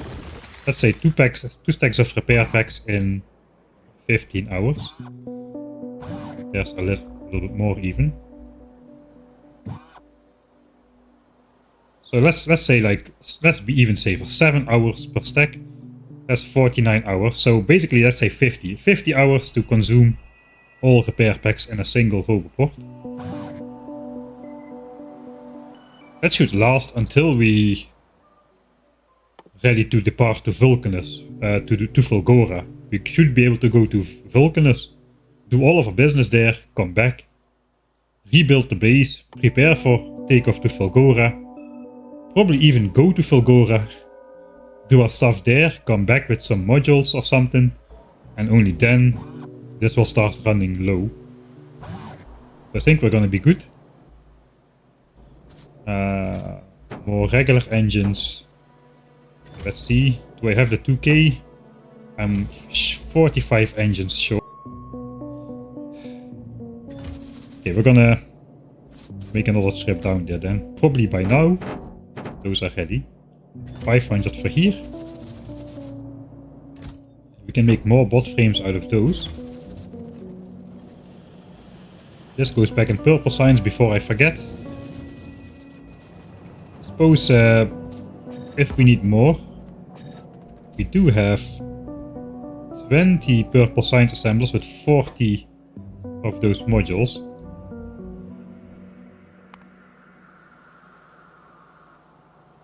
So we produced 68 of them. 40 for purple science, 28 for the foundries. Maybe purple science is not going to need those modules anymore after foundries. It might become pretty cheap to do purple science. At least for elevated railways, for the single technology. So we might just steal those for the foundries and put just regular Mark 1 rare productivity modules in the purple signs. That seems the better way to distribute that. Okay, let's go back down. Pick up the missing engines.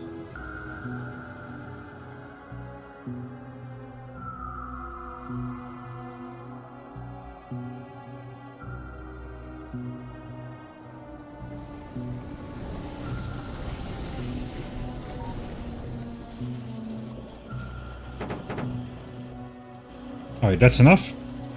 Now we go back up.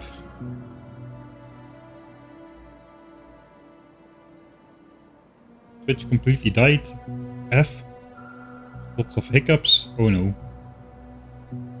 Probably it's already restored again. By the time I read it, it usually has been restored already. I don't know, there are a lot of hiccups. Why is Twitch showing me? Okay, there are a lot of hiccups.